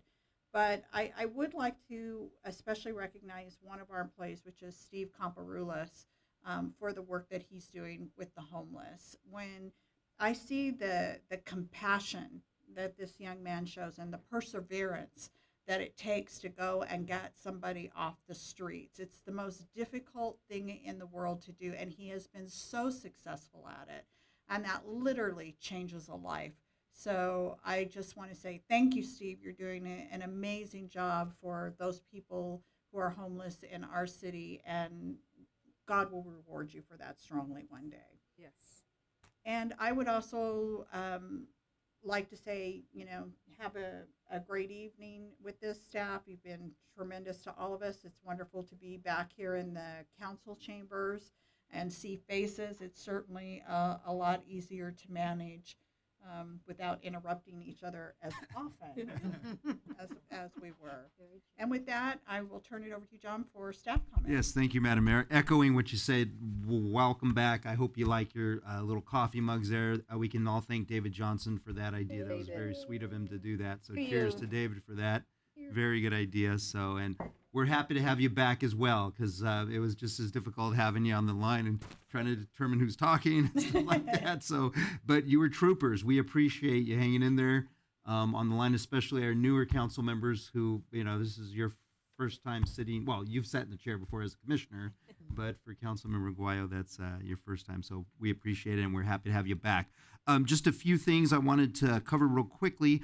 Street racing, we know that was a big deal. We heard you loud and clear a couple of meetings ago as far as the public information, education, getting that out. We're continuing with that. We are going to be having something in the Around Town, which will come out in mid-September. And as you know, that goes to all the addresses in Paramount. So we'll have that soon. There's an article that's going to be in the Pulse Beat. We definitely are doing a boulevard banner that will have information about the street racing ordinance. And we had an inquiry from mainstream media. That was the Long Beach Press Telegram. So they may run an article on our street racing ordinance. They thought it was pretty unique that we're taking that type of stance on that. So that might be hitting the papers very soon. Next, David Johnson and I will be attending virtually the PUSD board meeting on September the 14th to go over the educational tutoring program that you all approved the COVID money for tonight. So the district is paying for a larger portion. We're paying for almost half of it. So, but that's where the split comes in. So we'll be there in case they have any questions on our end as well. And sticking with the rocks idea, Councilmember Guillen did mention that to Mr. Johnson, and we came up with a couple of ideas too that we wanted to share for the rocks. So Dave, if I'm putting you on the spot here, but I want to let you take it away for the two things that we're going to do as well with the rock ideas, or at least what we have planned. Yeah, so obviously we continue to try to engage our seniors. Thank you, Vice Mayor, for doing bingo, because I know that's difficult. Nods, yeah. So bravo. So we want to tie in that concept of especially with our young kids who are now still in our STAR program, to have them actually paint rocks and put notes of support and kindness on those rocks. And then we would then deliver those to our seniors through the meal program that we're continuing to do for about 250 seniors.